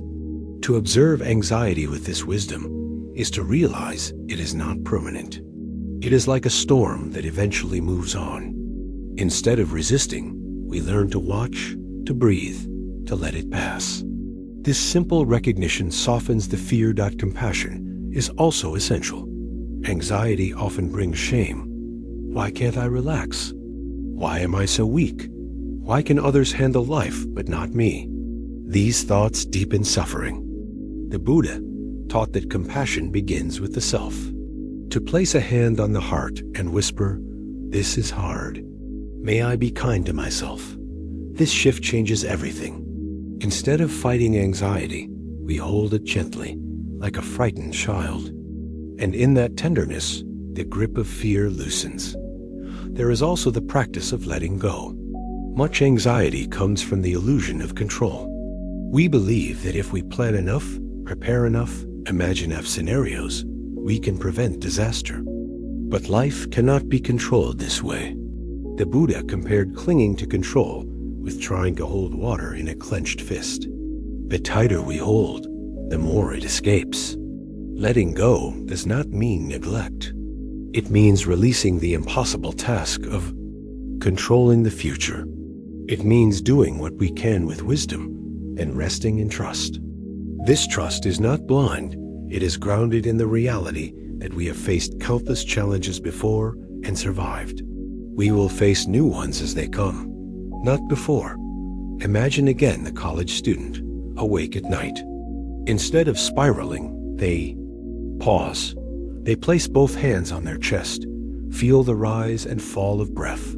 They whisper, "I do not know the future, but right now I am safe. Right now I am enough." Slowly the body softens. The mind still worries, but the storm loses strength. Or the worker before their presentation. What if, instead of rehearsing failure, they breathe deeply, feel the ground beneath their feet, remind themselves, "This moment is all I need to meet"? Anxiety may still whisper, but it no longer shouts. This is the transformation of practice, not erasing fear, but meeting it with presence. Of course, anxiety can be overwhelming. For some, it rises to the level of panic attacks, immobilizing fear, or chronic distress. In these cases, the path includes not only spiritual practice, but also practical support therapy, community, healthy habits. The Buddha's teachings complement, not replace, these supports. Just as medicine heals the body, mindfulness and compassion heal the mind. Together, they create balance, reminding us that healing is holistic. There is also wisdom in facing anxiety with curiosity. Instead of fighting it, we ask, "What is this feeling teaching me?" Anxiety often points to attachment, to control, to perfection, to certainty. By noticing this, we can see where growth is needed. Anxiety becomes a mirror, showing. Use the places where we are still clinging, and in that awareness, the clinging begins to loosen. Anxiety transforms from an enemy into a guide. As this first half closes, hold this truth. Anxiety is powerful, but it is not undefeatable. It is a storm, not the sky. Beneath its clouds lies a vast expanse of stillness. With mindfulness, impermanence, compassion, and letting go, we can touch that stillness again. And in touching it, we discover that peace is not the absence of uncertainty, but the presence of trust. In the second half of this section, we will go deeper into stories of healing, practical practices for daily anxiety, and how the Buddha's wisdom turns restless fear into steady peace. Anxiety often feels like a storm that never ends, yet even the longest storms eventually give way to clear skies. The key is learning how to endure without drowning, how to breathe even while the winds of fear rage around us. The Buddha's path shows us that anxiety is not an enemy to be destroyed, but a teacher to be understood. Its presence reveals where we are holding too tightly, where we are demanding certainty in an uncertain world. By meeting anxiety with wisdom, we transform it from tormentor to guide. One practice that helps is naming the experience. Instead of being swept away by the rushing tide of fear, we pause and say softly, "This is anxiety. This is worry.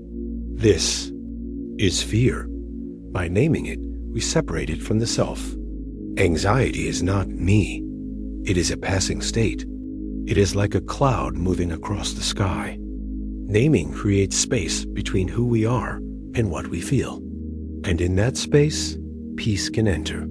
The Buddha taught that awareness is itself a form of liberation. To see clearly is to loosen the chains.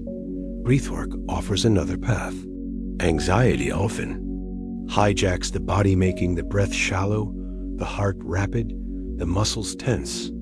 By consciously slowing the breath, we send signals of safety back to the nervous system. Inhale gently through the nose, hold for a moment. Exhale slowly through the mouth. Repeat.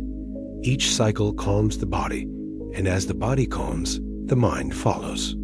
Breath becomes an anchor, reminding us that no matter how wild the mind becomes, we can always return to this simple rhythm of life. Stories help illustrate this truth.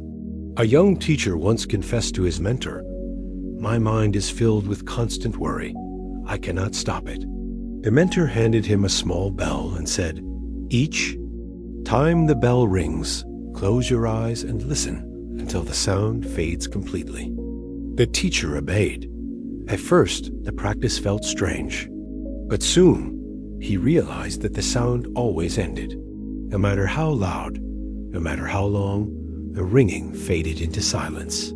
So it is with your anxiety, the mentor explained. It rises, it rings loudly, but it will fade. Do not chase it. Do not fight it. Simply listen and let it pass. In this way, the young teacher learned patience with his own mind. Another powerful perspective is remembering the vastness of life. Anxiety narrows the mind, trapping us in imagined disasters. But when we expand our view, anxiety shrinks. Think of standing by the ocean, watching waves crash endlessly. In that vastness, our personal worries begin to feel lighter.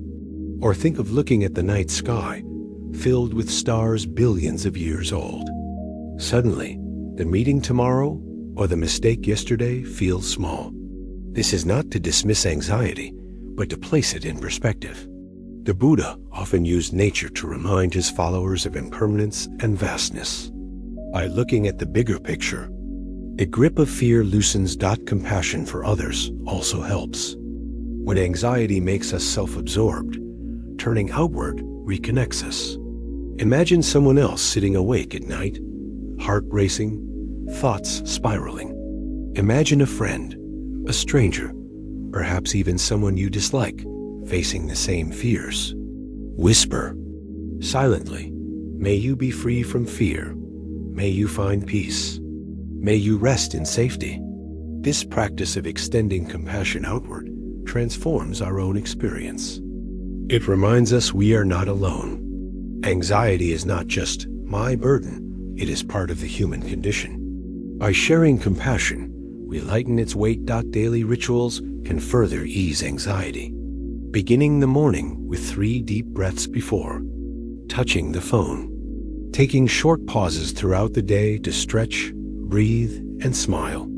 Ending the evening with gratitude, naming 3 things we appreciate. These small practices ground us, creating stability in a world of uncertainty. They are like stones placed along a path, steadying each step. The Buddha emphasized consistency. A small practice repeated daily is more powerful than a large effort done rarely.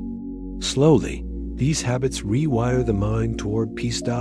It is also important to release perfection. Anxiety often arises from the belief that we must perform flawlessly, control everything, anticipate every outcome. But perfection is a mirage. The Buddha's teaching of the middle way reminds us that balance is wiser than extremes. We need not be perfect. We need only be present. When we stumble, we learn. When we fall, we rise again. By embracing imperfection, we release the chains of anxiety. We remember that being human is not about control, but about growth. Let us imagine a man preparing for a job interview. Anxiety fills his body. He fears rejection. He fears failure. He fears the unknown. Instead of spiraling, he pauses. He breathes deeply. He whispers, "I will do my best. That is enough. The outcome is not in my hands." He enters the room with less fear, more presence.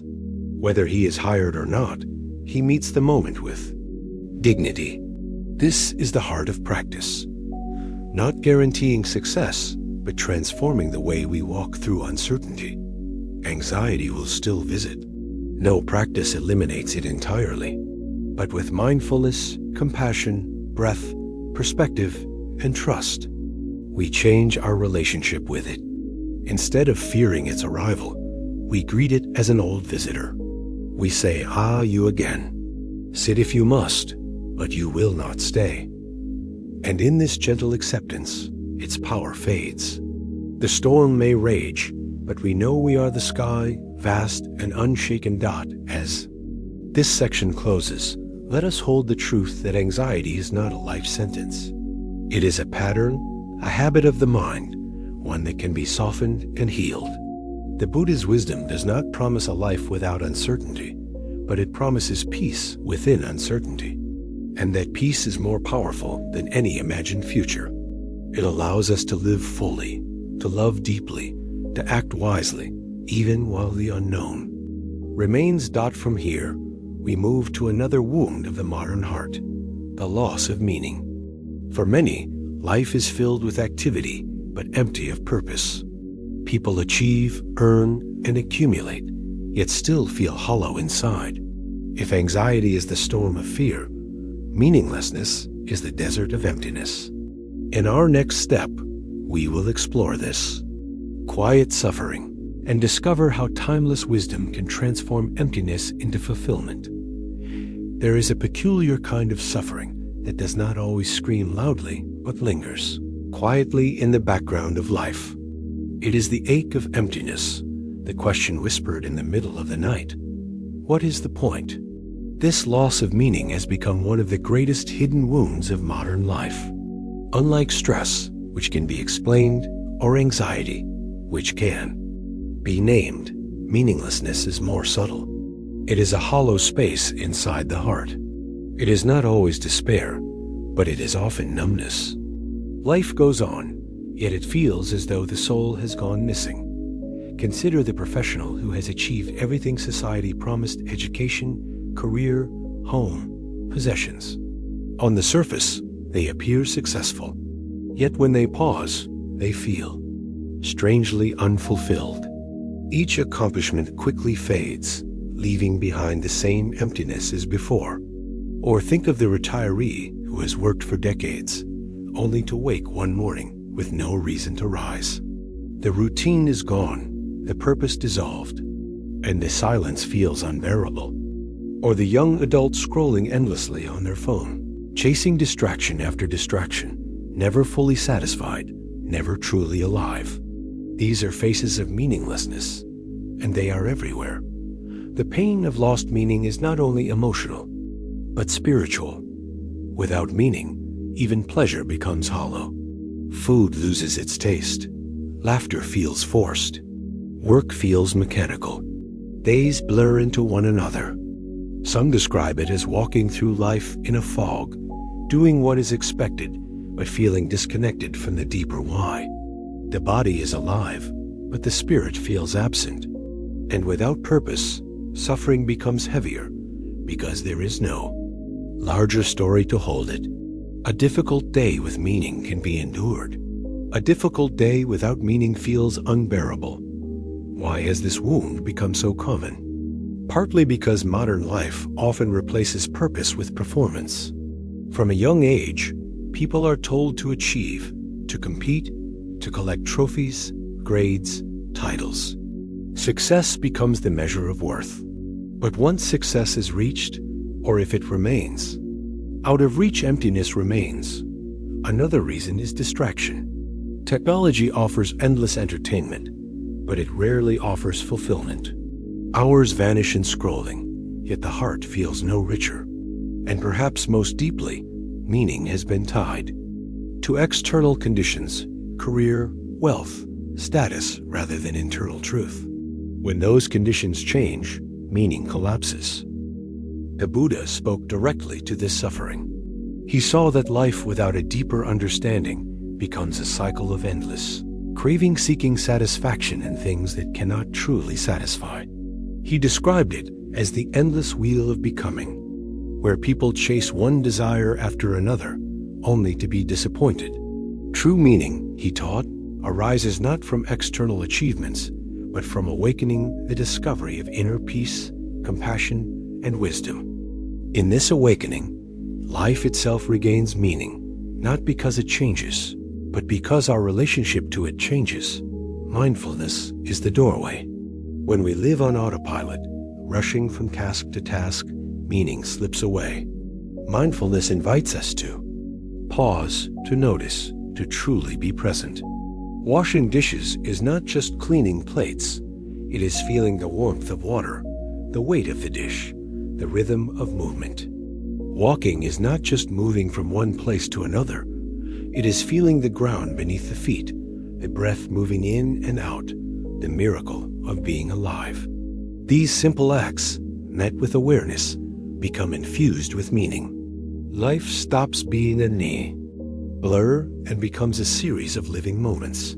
Another practice is service. When we turn inward, asking only, "What do I want? What do I need?" meaning often disappears. But when we turn outward, asking, "How can I help? How can I love? How can I serve?" meaning blossoms. Service does not require grand acts. It can be listening fully to a friend, offering kindness to a stranger, giving time to a cause. The Buddha taught that compassion is the highest expression of our humanity. In serving others, we discover a purpose larger than ourselves.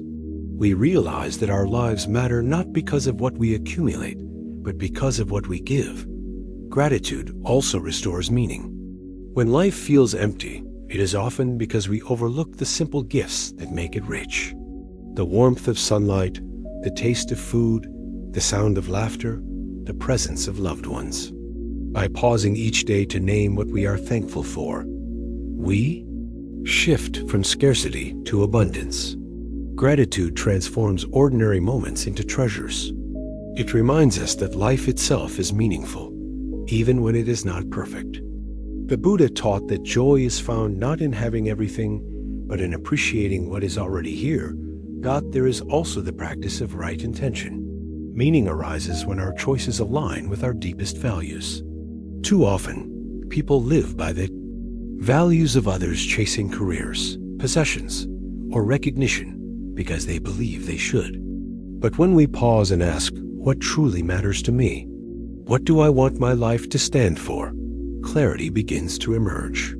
Right intention may lead us to live simply, to prioritize love over wealth, presence over performance, growth over perfection. In living authentically, meaning naturally flows. Imagine the professional who once felt empty despite success. One day they pause, they ask, "Why am I doing this work? What truly matters to me?" Slowly, they begin to shift. They still work, but they dedicate time each week to mentoring others.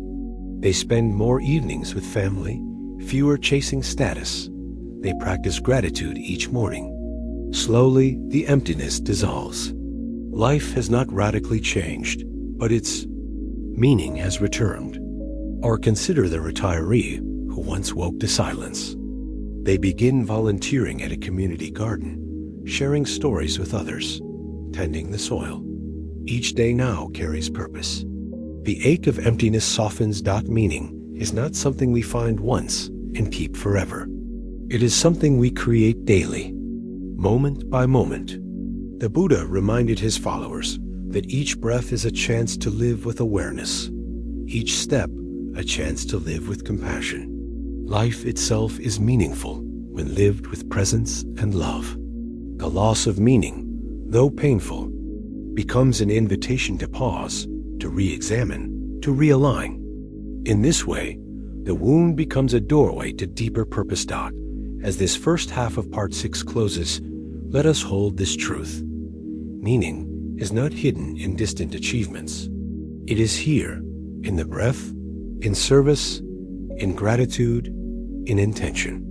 The emptiness so many feel is not proof that life has no meaning. It is a sign that we have been looking in the wrong place.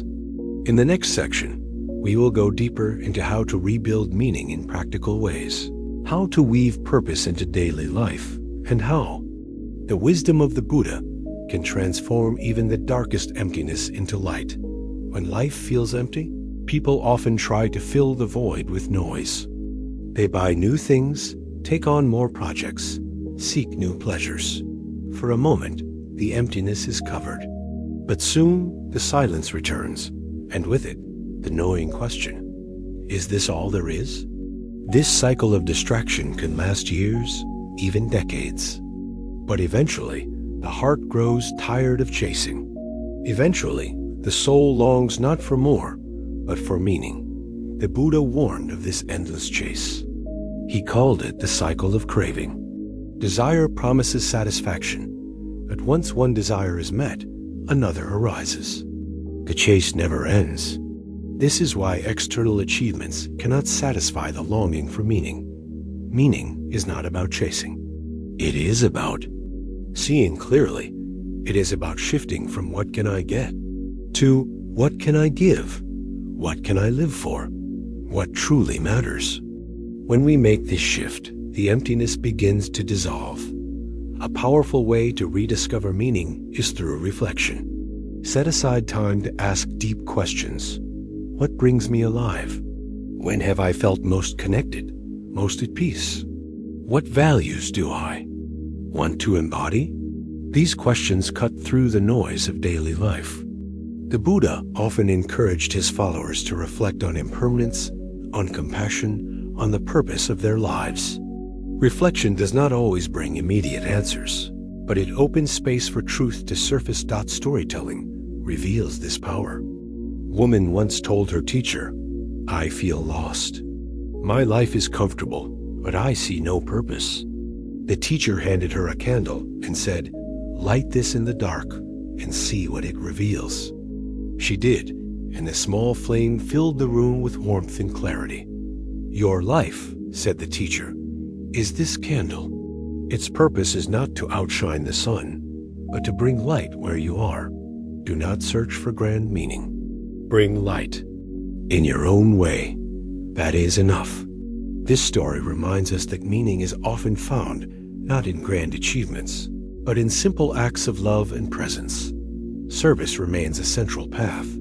When we reach out to others, we step beyond the small prison of self. A volunteer at a shelter, a mentor to the young, a friend who listens deeply each discovers that their life matters, not because of possessions or status, but because of the impact of their love. The Buddha taught that a life lived for the benefit of others is a life of profound meaning. Compassion is not an accessory. It is the core of purpose. Another practice is to bring intention to ordinary life. Preparing a meal, tending a garden, walking to work, these acts can be mechanical or meaningful. The difference lies in presence. If we see cooking as a chore, it feels empty. If we see it as nourishing life, it becomes sacred. If we see walking as a burden, it feels dull. If we see it as a chance to breathe, to notice, to be alive, it becomes meaningful. The Buddha's teaching of mindfulness transforms the mundane into the meaningful. Each act, done with awareness and love, becomes part of a purposeful life. Gratitude deepens this transformation. When we notice what is already here, the emptiness loses its grip. The hug of a child, the smile of a stranger, the taste of clean water, each is a reminder that life itself is rich. The emptiness whispers, "You have nothing." Gratitude replies, "I have so much." Over time, gratitude reorients the heart, shifting focus from what is missing to what is present. And in that shift, meaning returns. But what about when? Life brings suffering, illness, loss, hardship. How can meaning exist in pain? The Buddha did not deny suffering. He placed it at the center of his teaching. Yet he showed that even suffering can hold meaning when seen through wisdom. Pain can awaken compassion, reminding us of our shared humanity. Loss can awaken appreciation, teaching us not to take life for granted. Hardship can awaken resilience, showing us strength we did not know we had. Meaning does not erase pain, but it transforms it. It turns wounds into teachers, darkness into growth. Imagine a man who loses his job after many years. At first, he feels worthless, empty. But in time, he reflects. He asks, what truly matters to me? He discovers a passion for teaching, for guiding others. He begins mentoring young people, helping them find direction. His pain becomes a path. His loss becomes a gift to others. The meaning of his life is not gone, it has simply shifted. This is the alchemy of wisdom, transforming emptiness into purpose. The Buddha also taught about right view, the understanding that life itself is interconnected, precious, and fleeting. When we hold this view, meaning flows naturally. Each interaction matters because it may be the last. Each act matters because it ripples outward in ways we cannot see. Each breath matters because it is a miracle of existence. Right view dissolves the illusion that meaning is distant. It reminds us that meaning is here in every step, every choice, every breath. As part 6 comes to a close, let us carry this truth. The loss of meaning is not the end. It is a signal, a calling, an invitation. It invites us to pause, to reflect, to realign. It invites us to stop chasing what cannot satisfy and to return to what truly matters: presence, compassion, gratitude, intention. In this return, we find that life has always had meaning. We had only forgotten. The Buddha's wisdom does not give us meaning from outside. It awakens us to the meaning already within. And so, we step forward. From the emptiness of meaninglessness, we turn to the next struggle of human life, the fear of change. For if loss of meaning is the desert of the soul, fear of change is the earthquake beneath it. Life shifts and we cling desperately to what we know. Yet change is inevitable. In the next part of our journey, we will explore how the Buddha's wisdom transforms fear of change into acceptance, and even into freedom. Change is the only constant, yet it is the very thing most people fear. We cling to what we know: relationships, jobs, routines, identities, as if they will last forever. And when they shift, even slightly, the ground beneath us feels unstable. Fear of change is not simply discomfort. It is a deep anxiety about losing control, about stepping into the unknown, about letting go of the familiar. In truth, this fear is one of the great hidden drivers of human suffering. Consider the employee who hears rumors of layoffs at work. Their mind spins, imagining life without the job, the loss of income, the loss of identity. Even before anything happens, fear consumes them. Or the person who stays in a relationship long after love has faded, terrified of being alone. Or the aging parent who resists the passing of years, clinging to youth, struggling against the inevitable changes of the body. Each of these stories reveals the same pattern: resistance to what is natural. Change is life itself, but we fight it as if it were an enemy. The emotional weight of this fear is heavy. It creates paralysis and unwillingness to take risks, to grow, to move forward. It creates regret, clinging to the past, wishing life could be as it once was. It creates anxiety, imagining every negative outcome that change might bring. And because change is inevitable, the fear never fully rests. Even in moments of stability, a whisper remains: this will not last. What if it all disappears? Instead of enjoying the present, we live in dread of its ending. The Buddha saw this fear clearly. He taught that impermanence, anicca, is the nature of all things. Everything arises, everything passes. Nothing stays the same. To deny this truth is to suffer. To accept it is to find freedom. The Buddha compared life to a river, always flowing, never the same from moment to moment. To cling to permanence is like trying to hold the river in your hands. It slips away, and in our clinging, we suffer. But when we learn to flow with the river, to accept its changes, we find peace. Mindfulness helps us face change with presence. Instead of spinning stories about the future or clinging to the past, mindfulness anchors us in the now. The breath changes with each inhale and exhale, yet we do not fear it. The seasons change yet they bring beauty. By paying attention to small changes with acceptance, we train the heart to face larger changes with wisdom. Mindfulness teaches us that change is not an enemy, but the very rhythm of life. Another teaching is non-attachment. Fear of change often arises because we cling too tightly to possessions, roles, people, even to our own identities. We say, "This is mine, this must stay, I cannot live without it."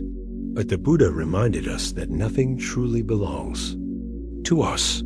Even our bodies are borrowed from the earth, to be returned one day. When we loosen the grip, fear loosens too. This does not mean we stop loving or caring. It means we love and care without trying to possess. We enjoy what is here, knowing it will change, and we are at peace with that. Stories bring this truth alive. A monk once held a beautiful porcelain cup. He said, "To me, this cup is already broken. I use it, I drink from it, I enjoy it. But when it falls and shatters, I will smile, for I knew its nature from the start." In seeing the cup as already broken, he freed himself from fear of its loss. This story is not about pessimism, it is about clarity. When we accept impermanence, we cherish more deeply and fear less. Each moment becomes a gift, not a guarantee. Compassion also eases the fear of change. Often, we resist change because we fear suffering our own or others. But when we meet ourselves and others with compassion, we discover resilience. A child grows up and leaves home. The parent feels loss, but also pride, compassion, and gratitude. A loved one passes away. The grief is real, but compassion reminds us that love continues in another form. Compassion does not erase change, but it softens its impact, reminding us that we are not alone in facing it. Another path is trust. Fear says, "If things change, I will not survive." Trust says, "I have survived many changes before. I will survive again." Think of the countless changes we have already endured: moving homes, shifting jobs, losing relationships, facing illness. Each time, we thought we could not bear it. Yet here we are. Trust grows from remembering this resilience. The Buddha encouraged his followers to build confidence in their own strength. Life will change, but we will meet it, as we always have. Imagine again the employee fearing layoffs.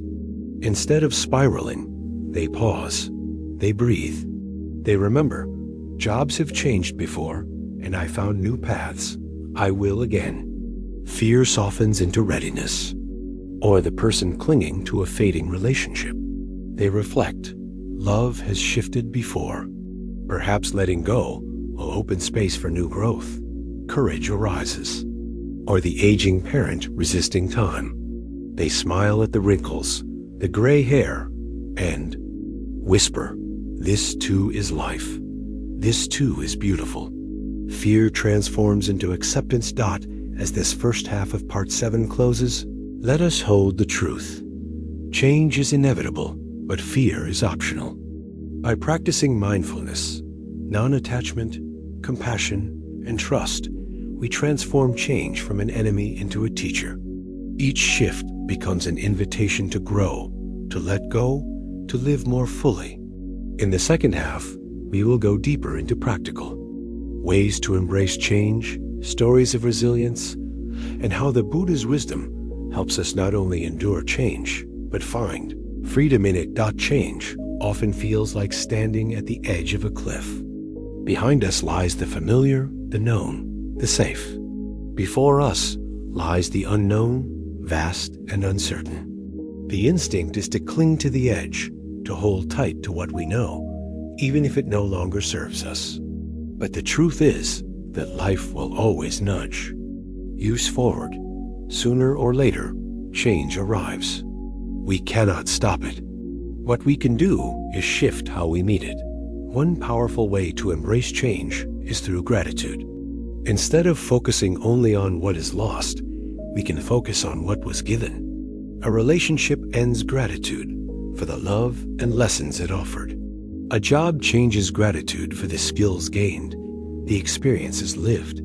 A season passes gratitude for its beauty, even as we welcome the next. Gratitude transforms endings into beginnings. It teaches us that nothing is wasted. Every chapter, even the painful ones, adds to the story of our lives. Another practice is to welcome small changes as training for larger ones. Rearranging furniture, trying a new food, taking a different route to work. These may seem trivial, but they help us practice flexibility. The Buddha encouraged gradual training, reminding his followers that transformation often begins with small steps. By embracing little changes with openness, we prepare the heart to face larger changes with courage. Stories illustrate this well. A young man once resisted moving away from his hometown, fearful of leaving behind family and friends. But when he finally did, he discovered new opportunities, friendships, and growth he had never imagined. Years later, he looked back and said, "The change I feared most became the blessing I needed." Life is filled with such stories, moments when what we resisted became the path of our transformation. Facing change also requires patience. Fear often arises because we want immediate certainty, but change rarely reveals its full meaning right away. Like a seed planted in soil, it takes time to grow. At first, all we see is darkness, uncertainty. But with patience, new life emerges. The Buddha often used the metaphor of the lotus, which grows through mud to reach the surface and bloom. Change is like that mud, messy, uncomfortable, unclear. But from it, beauty arises if we trust the process. Compassion for ourselves during change is essential. Too often, we judge our fear. We say, "I should be stronger. I should not feel this way." But judgment only deepens suffering. The Buddha taught that compassion must begin within. When fear arises, we can place a hand on the heart and say, "This is fear. It is natural. May I be gentle with myself." This softness allows us to walk through change without breaking. We become like bamboo, flexible, bending with the wind, yet unbroken. Another teaching is to see change as teacher. Every shift in life carries a lesson.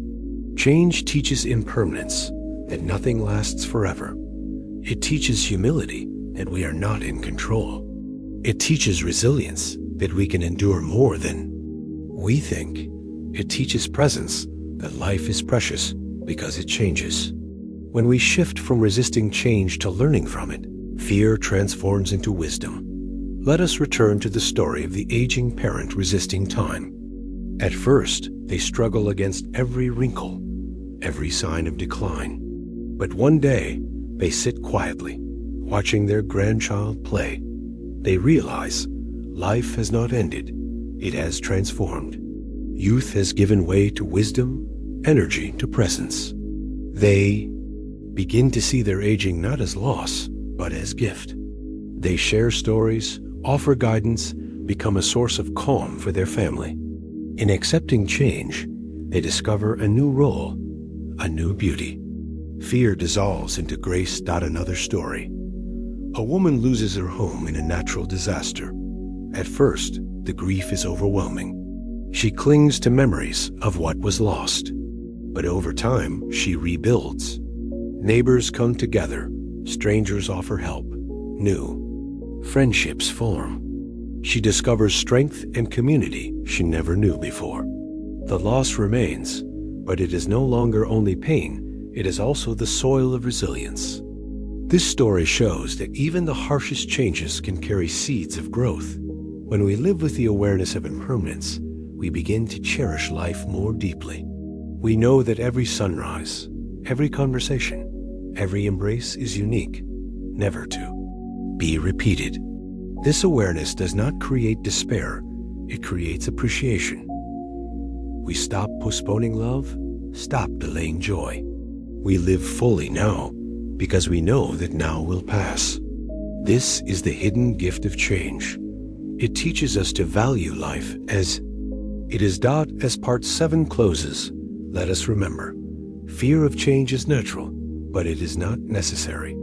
By practicing gratitude, embracing small changes, cultivating patience, showing compassion to ourselves, and seeing change as teacher, we transform fear into freedom. Change no longer becomes something to dread, but something to welcome. It becomes the river that carries us forward, the wind that opens new horizons.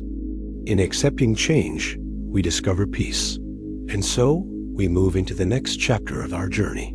If fear of change shakes the ground beneath us, anger is the fire that burns within us. Anger rises when life does not go our way, when others hurt us, when the world feels unjust. It can consume relationships, poison hearts, and cloud wisdom. In the next section, we will explore the pain of anger and how the Buddha's teachings can transform its fire into light. Anger is fire. It begins with a spark, an insult, a disappointment, an injustice, and before long, it roars into flame. It heats the body, quickens the breath, sharpens the voice. It promises power, but often delivers destruction. Anger is one of the most consuming of all emotions, and in the modern world, where frustrations pile high and patience runs thin, it has become a daily struggle for millions. Think of the driver stuck in traffic, honking in rage at cars that will not move. Think of the parents snapping at their child after a long day, regret already rising before the words are finished. Think of the political debates online, where strangers hurl insults across screens, convinced that fury equals truth. Anger is everywhere, in homes, in workplaces, in communities. It hides in silence as resentment, or it explodes in violence. In either form, it burns. The pain of anger is twofold. First, it harms others. Words spoken in anger leave scars that apologies cannot always heal. Actions fueled by rage break trust, damage relationships, even cause lasting harm. But anger also harms the one who carries it. The Buddha compared anger to holding a hot coal with the intent of throwing it at someone else, yet it is our own hand that burns. Resentment, grudge, and hatred do not punish the other as much as they imprison us. Anger poisons the mind, clouds judgment, and keeps the heart restless. The emotional root of anger is often unmet expectation. We expect others to act a certain way, and when they do not, we feel wronged. We expect life to unfold according to our plans, and when it does not, we feel cheated. Beneath anger often lies pain, fear, or sadness. But because those emotions feel vulnerable, the mind chooses anger instead. Anger feels powerful, even though it weakens us in the end. To understand anger is to look beneath its fire and see the wounds it hides. The Buddha taught that anger arises from delusion, believing we can control others, believing life must bend to our will. He offered compassion as the antidote. Compassion cools the fire, softens the heart, restores clarity. When we remember that others suffer too, that their actions come from their own pain and ignorance, anger begins to dissolve. This does not excuse harm, but it prevents us from adding more harm through our own rage. Mindfulness is the first step. When anger rises, the impulse is to act immediately, to lash out, to shout, to strike. Mindfulness interrupts this impulse. We pause, we breathe. We notice the heat in the body, the stories in the mind. We label it. This is anger. By observing it, we create space. The fire no longer controls us. We stand beside it. Even a single mindful breath can prevent words or actions we would later regret. Another practice is loving kindness meditation. Directing goodwill toward ourselves and others softens resentment. Repeating silently, may I be safe. May I be happy. May I live with ease. May you be safe. May you be happy. May you live with ease. At first, it may feel impossible to send these wishes to someone who has hurt us. But over time, the practice melts the hardness of the heart. Anger cannot survive long in the presence of genuine goodwill. Stories illustrate this truth. A monk once faced insults from a villager who despised him. Each day, the man hurled abuse, but the monk never responded with anger. Instead, he remained calm, sometimes even smiling. Finally, the villager demanded, "Why do you not get angry? Do you not hear my words?" The monk replied, "If someone offers you a gift and you refuse it, to whom does the gift belong?" The villager answered, "To the one who tried to." "Give it," the monk said. "So it is with your anger. I do not accept it. It remains with you." This story shows the power of refusing to let others' fury ignite our own. Compassion for ourselves is also vital. Many people feel anger at themselves, anger for mistakes, for failures, for not being enough. This self-directed anger is as destructive as anger toward others. The Buddha encouraged self-compassion, to see our humanity, our imperfection, our longing to do well. By softening toward ourselves, we loosen the chains of guilt and shame. Anger dissolves into forgiveness, and forgiveness allows healing. Practical tools can also help. Counting breaths before speaking, walking away from a heated moment, writing down feelings before expressing them, all create space between anger and action. Over time, this space becomes a habit, and the fire loses its destructive force. The Buddha emphasized right speech, to speak only what is true, kind, and timely. When anger urges us to attack, right speech reminds us to pause, to choose words that heal rather than wound. Imagine a parent angry with their child. In the heat of the moment, harsh words rise. But they pause, take 3 deep breaths, and remind themselves, "This is my child. They too suffer. May I not wound them." They speak instead with firmness but kindness. The moment is transformed. Or imagine a worker angry at a colleague. Instead of firing off an email in rage, they wait until the next morning. The anger has cooled. They express their concerns clearly, but without attack. The relationship is preserved. These are small examples, but they reveal the power of mindfulness in daily life. Anger will still visit. It is part of being human. But when we practice mindfulness, compassion, and patience, anger no longer controls us. It comes, but it also goes. It arises, but it does not define us. The Buddha's path does not deny anger. It transforms it. Fire, when uncontrolled, destroys. Fire, when guided, gives warmth, light, and energy.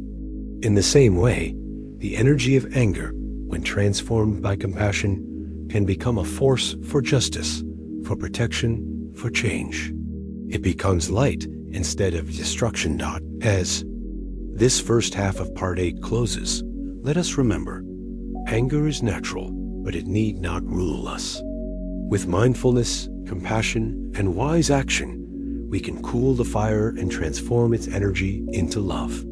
In the second half, we will go deeper into how anger can be turned into strength without harm, how forgiveness liberates the heart, and how the Buddha's teachings show us that peace is always possible, even in the midst of fire.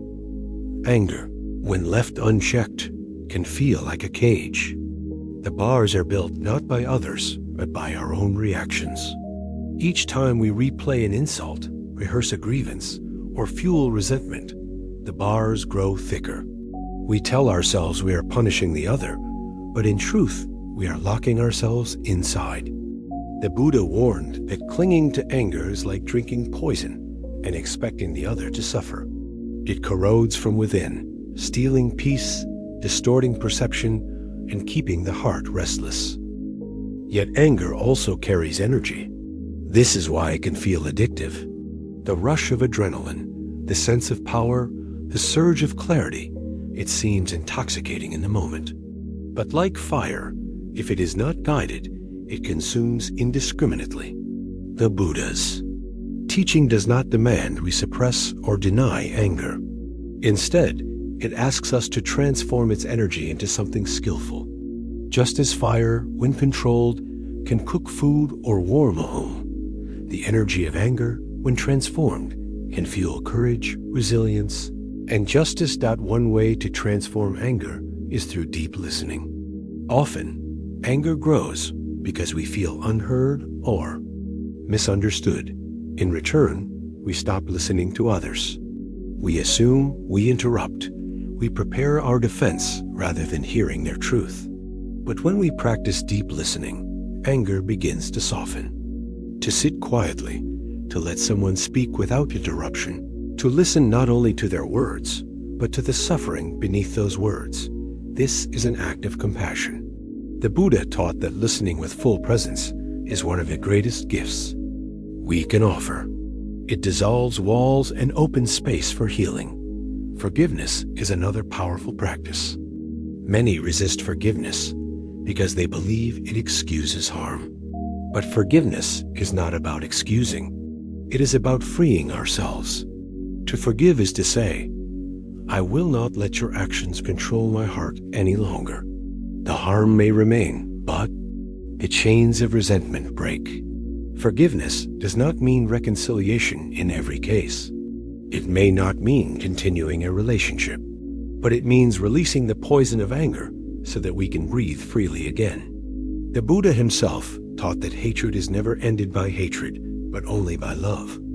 Consider a story. Two monks walked together after years of practice. One recalled a villager who had once insulted them. He still felt angry. The other monk said, "Strange, I put that burden down years ago. Why are you still carrying it?" This story reveals the truth. Anger may feel justified, but it is still a burden. To put it down is to lighten our own journey.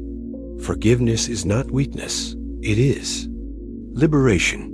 Self-forgiveness is equally important. Many people carry anger toward themselves, replaying mistakes, blaming themselves for failures.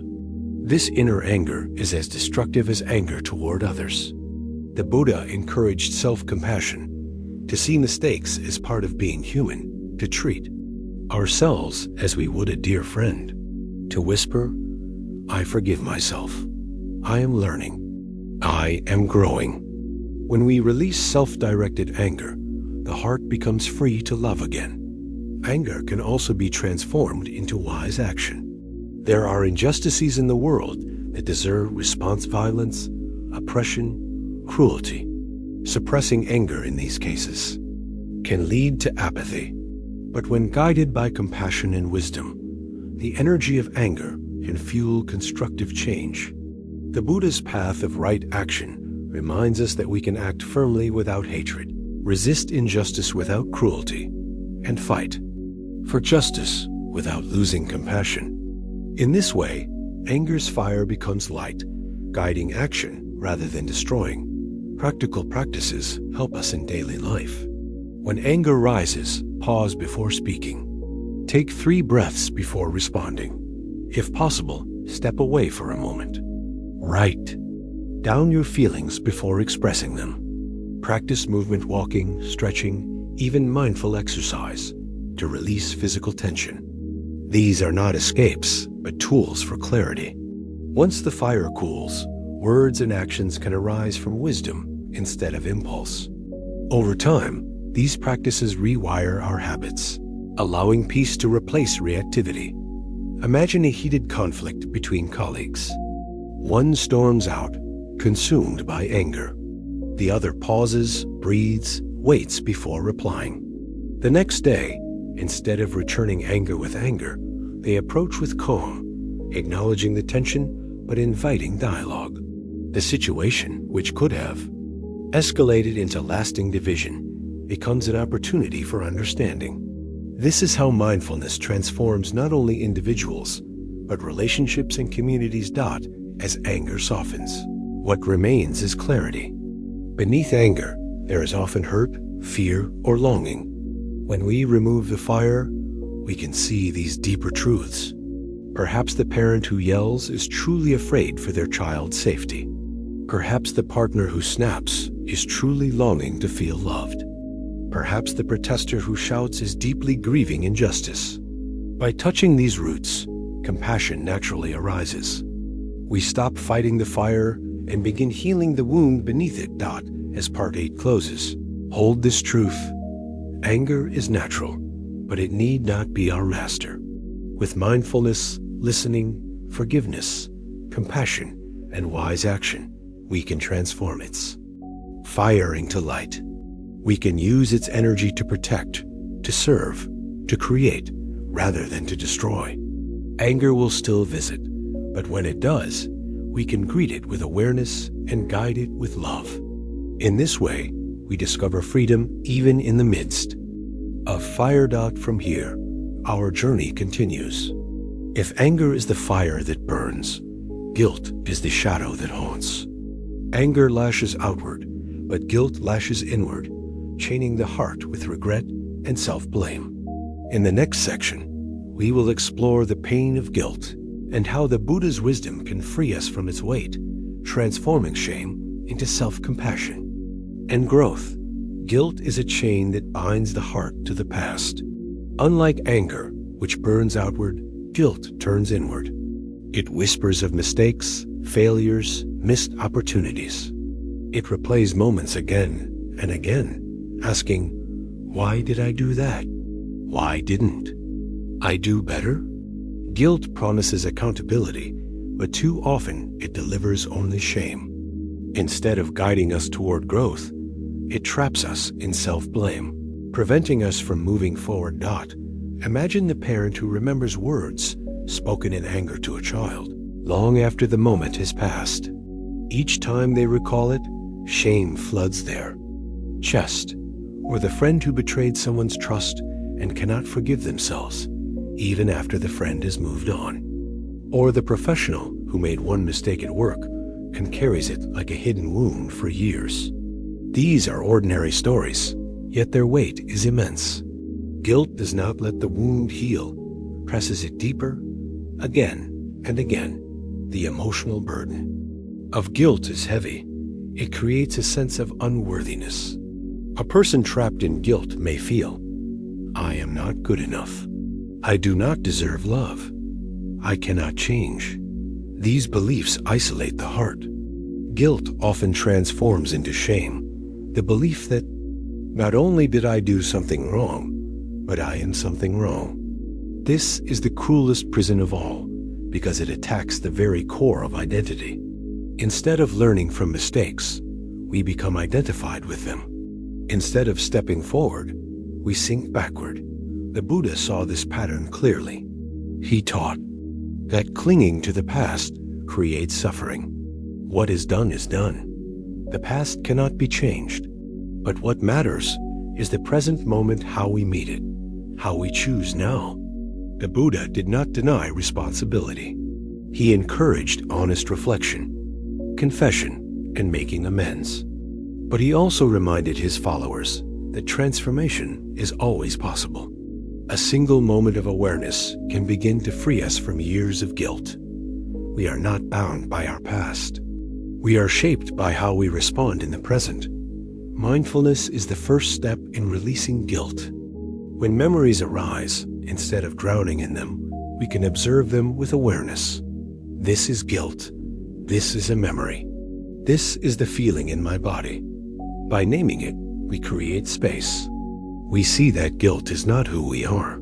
It is a passing state of mind.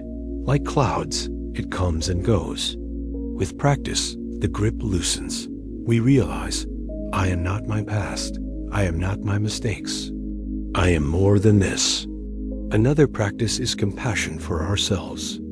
The Buddha taught that we cannot truly love others until we know how to love ourselves. Self-compassion means treating ourselves as we would a dear friend.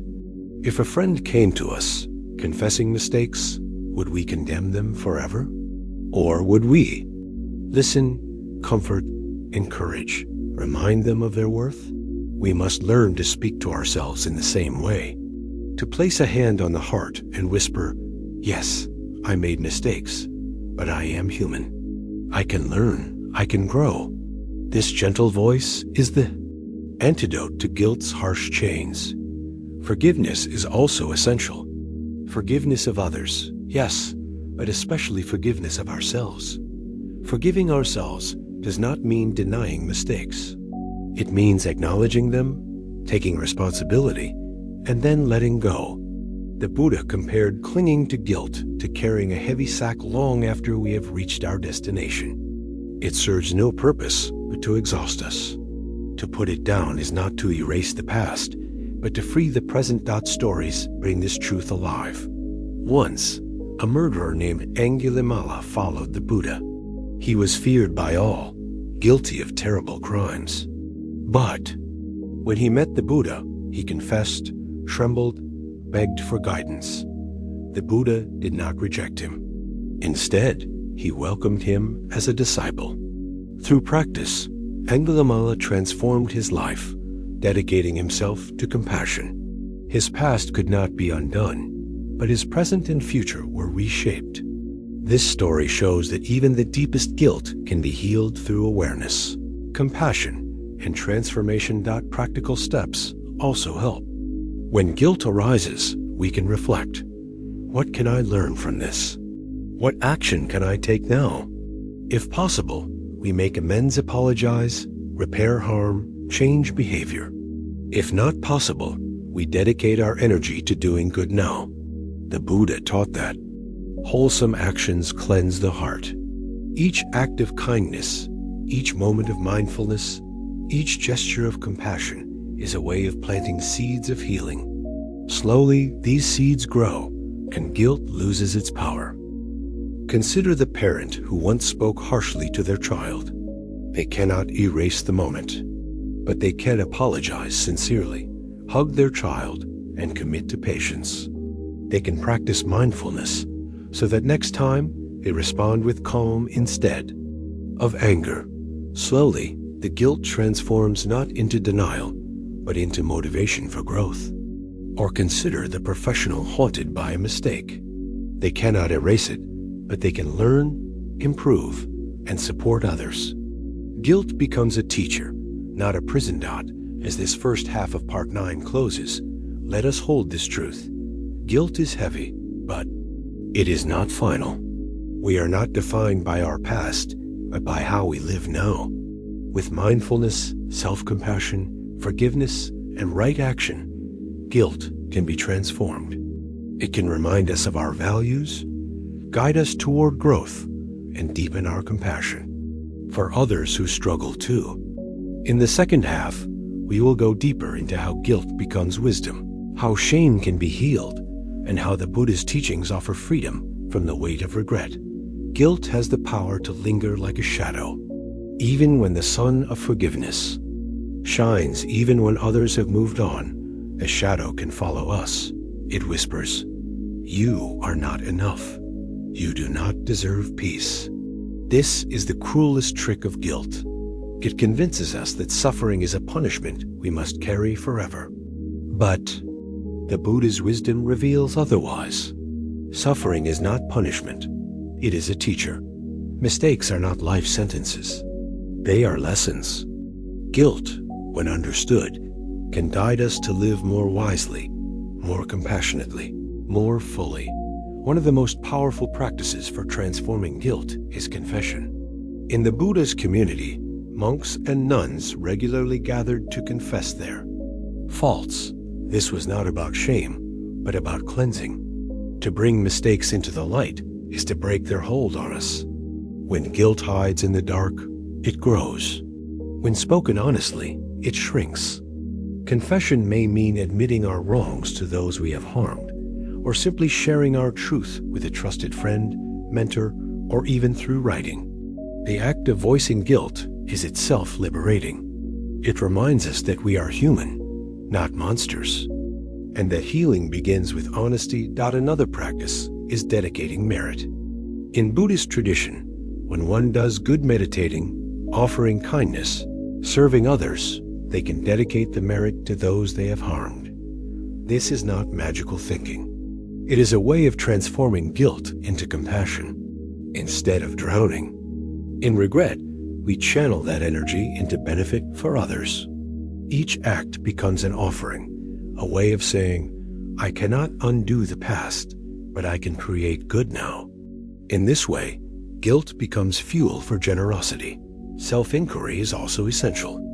When guilt arises, we ask, is this guilt wise or unwise? Wise guilt points to real mistakes, urging us to learn and improve. Unwise guilt clings to things beyond our control, such as accidents, imperfections, or even being human. The Buddha reminded his followers not to carry unnecessary burdens. To blame ourselves for being imperfect is unwise, because imperfection is the nature of life. Recognizing the difference between wise and unwise guilt frees us to grow without drowning in shame. Stories show this truth. A monk once dropped a bowl, shattering it. He felt ashamed, guilty for carelessness. His teacher asked, "Do you believe the bowl should never break?" The monk answered, "But I was careless." The teacher replied, "Carelessness can be corrected, but to believe the bowl should not break is delusion. All bowls break, sooner or later." The monk realized his guilt was partly unwise clinging to an expectation of perfection. From then on, he practiced mindfulness, but he also forgave himself for being human. This story reminds us, mistakes can be corrected, but demanding perfection leads only to endless guilt. Another healing practice is compassion for others.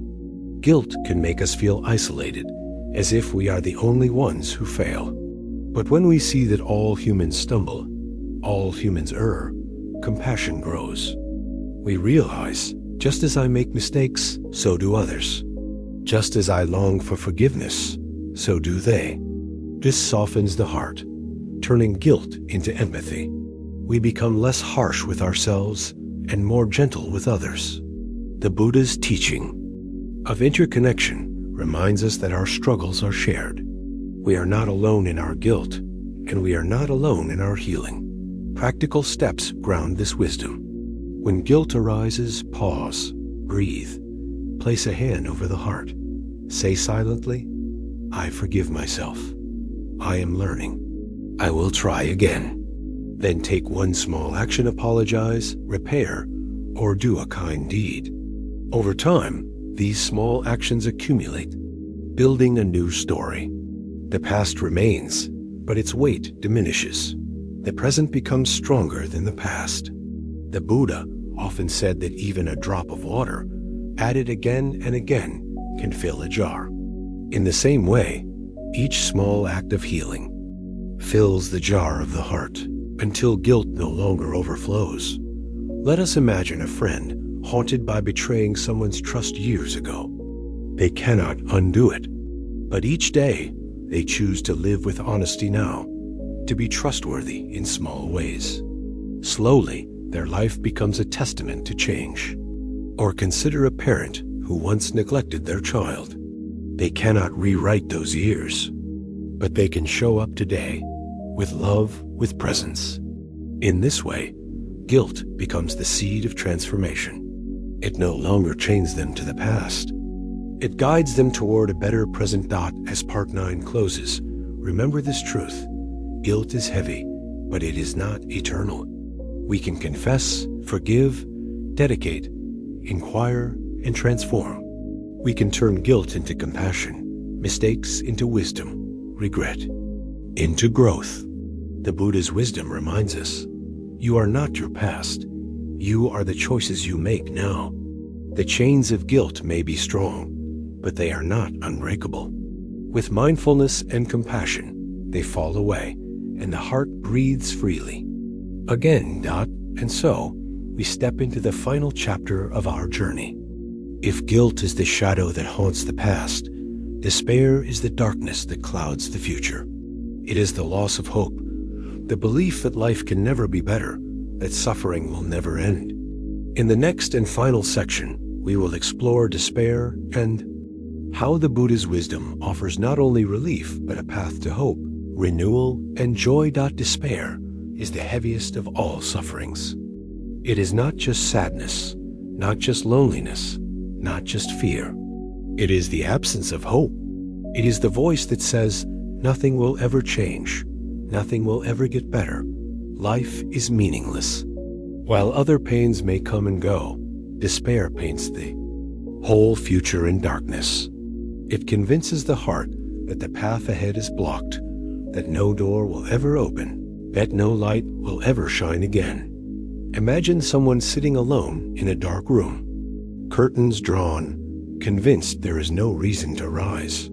The phone rings, but they cannot answer. The world outside moves forward, but they feel frozen in place.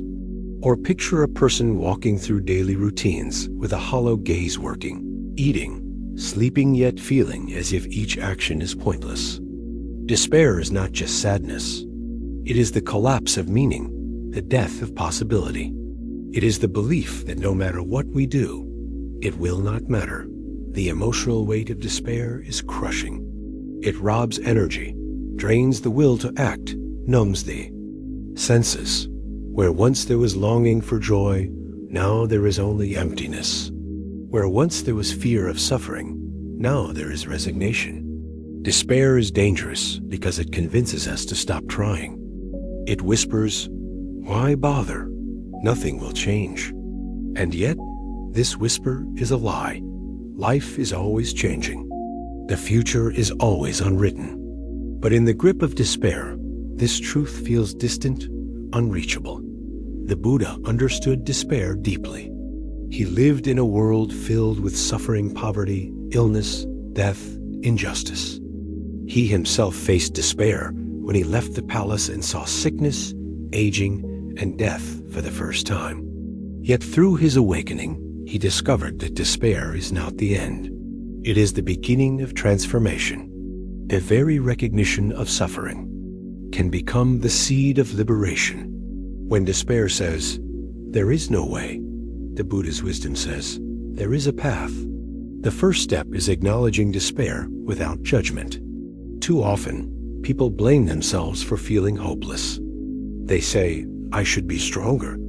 I should be grateful. I should not feel this way." But this only adds shame to despair. The Buddha taught compassion, to hold even our darkest feelings with gentleness, to say, "This is despair. It is painful. May I meet it with kindness." In this acceptance, the heart begins to soften. Despair is no longer a curse to be hidden, but a wound to be healed. Mindfulness offers a way to touch despair without being swallowed by it. When the mind says, "Nothing will ever change," mindfulness says, "What is true right now?" Perhaps right now, the breath is flowing. Right now, the body is sitting. Right now, the warmth of sunlight touches the skin. By anchoring in the present, we weaken despair's lies about the future. We discover that even in darkness, there are small lights, moments of life, moments of being. These lights may be small, but they are real, and they can guide us forward. Another practice is remembering impermanence. Despair tells us that pain will last forever, but nothing lasts forever. Not joy, not sorrow, not despair itself. Like clouds, despair passes. Like storms, it rises and fades. When we see despair as temporary, we no longer believe its finality. We can whisper, "This too will pass." This simple truth has carried countless people through their darkest nights. The Buddha's teaching of impermanence is not abstract. It is medicine for despair. Compassion for others also heals. In despair, the heart turns inward, collapsing into itself.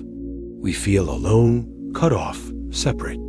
But when we reach outward, even in small ways, connection begins. Volunteering, listening to someone else's pain, offering kindness to a stranger, these acts remind us that suffering is shared. We are not the only ones. And in easing another's burden, our own feels lighter. The Buddha taught that compassion is a bridge out of despair, reconnecting us to the flow of life. Stories bring this alive. A man once came to the Buddha, weeping. In despair after losing his son, he begged for relief. The Buddha did not deny his pain. Instead, he asked him to bring a mustard seed from a household that had never known death. The man searched and searched, but every home had known loss. Finally, he returned, realizing that suffering is universal. His despair softened, not because his pain vanished, but because he saw he was not alone. This story shows that despair often isolates us, but compassion reconnects us. Practical practices also support healing. Creating small routines, walking outside, lighting a candle, writing down feelings, anchors us when despair feels overwhelming. Seeking community, whether through spiritual groups, friends, or therapy, reminds us that others can hold us when we cannot hold ourselves. Even simple acts, like drinking a glass of water mindfully or taking 3 deep breaths, can interrupt the spiral. These may seem small, but they are seeds of hope. Each small act is proof. Life continues, and so can we. As this first half of Part 10 closes, hold this truth. Despair is powerful, but it is not permanent. It is a shadow, not the whole sky. It is a chapter, not the whole story. With mindfulness, impermanence, compassion, and small steps of courage, despair can be transformed. It can remind us of the preciousness of life, the universality of suffering, the possibility of renewal. In the second half, we will explore how despair can give birth to resilience, how hope can be nurtured even in darkness, and how the Buddha's wisdom lights the path from despair to joy. Despair may feel like the end of the road, but in truth, it can become a doorway. Many who have walked through despair describe it as the breaking of an old shell. The life they thought they needed fell apart, but within the ashes, a new life began. The Buddha's own awakening grew out of despair, his despair at seeing sickness, aging, and death. He did not turn away. He did not surrender. He turned inward, searched deeply, and discovered the path to freedom. This is the promise hidden within despair. What feels like the end can be the beginning. One way despair transforms is through resilience. Each time we survive despair, we grow stronger. At first, despair convinces us we cannot go on. But then we take one more step. We breathe one more breath. We rise one more morning.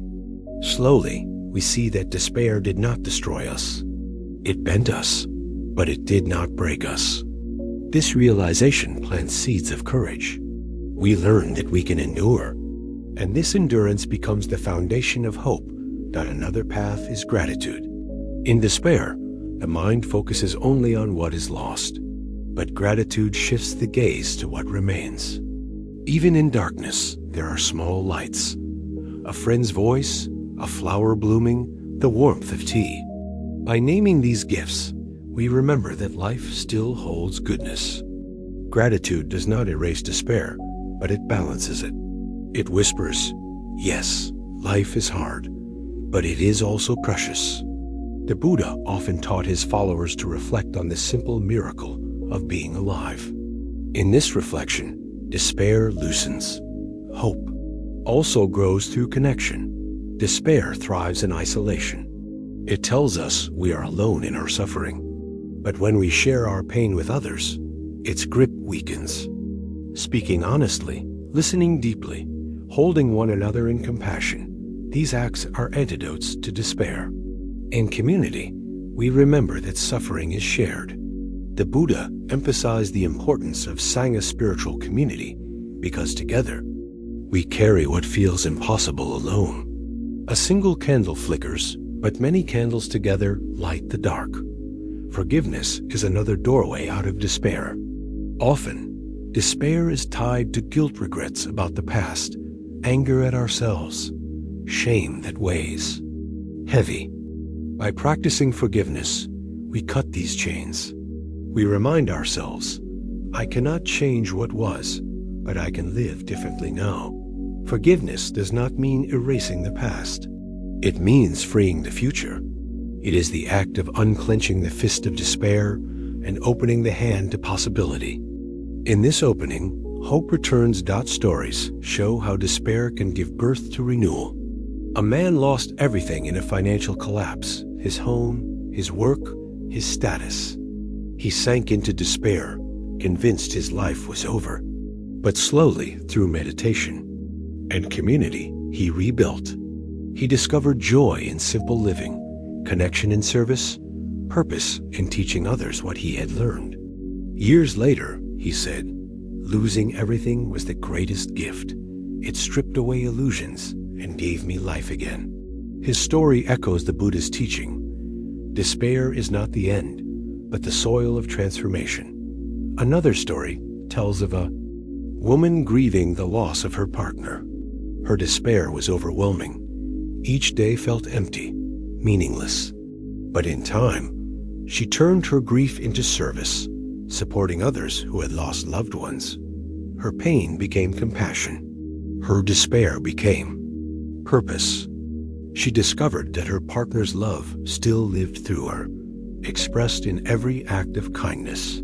In this way, despair became not only bearable, but a source of connection and meaning. That practical practices nurture hope in daily life. Setting small goals such as walking outside each day, keeping a gratitude journal, or practicing 5 minutes of meditation creates momentum. These acts may seem small, but they remind us we are alive, we are capable, we are moving forward. Creative expression, writing, painting, music also channels despair into beauty. The Buddha encouraged mindfulness in every act, reminding us that even washing a bowl or sweeping the floor can be sacred. By infusing ordinary life with presence, despair loses its hold. Impermanence remains the deepest truth. Despair insists, this will last forever. But impermanence whispers, nothing lasts forever. Just as winter gives way to spring, despair gives way to renewal. Just as night turns to dawn, darkness turns to light. To trust impermanence is to trust that despair is not the whole story. Change is inevitable, and with it comes possibility. The Buddha's wisdom does not promise a life without despair, but it promises that despair will pass, and in its passing, we can awaken. As Part 10 closes, hold this truth. Despair is heavy, but it is not final. It is a shadow, not the whole sky. It can be the soil of resilience, the seed of compassion, the beginning of transformation. With mindfulness, gratitude, connection, forgiveness, and trust in impermanence, despair becomes not the end, but a doorway into new life. The Buddha's wisdom shows us that even in the darkest night, there is a path to dawn. And so we reach the final step of our journey. From stress, loneliness, anxiety, anger, guilt, despair, and all the wounds of modern life, we have walked together, guided by the Buddha's wisdom. What remains now is to gather these truths, to weave them into one fabric, and to see the greater picture, that suffering is real, but so is freedom. In the closing chapter, we will reflect on this journey, affirm the hope it offers, and invite the heart to take its own step toward peace.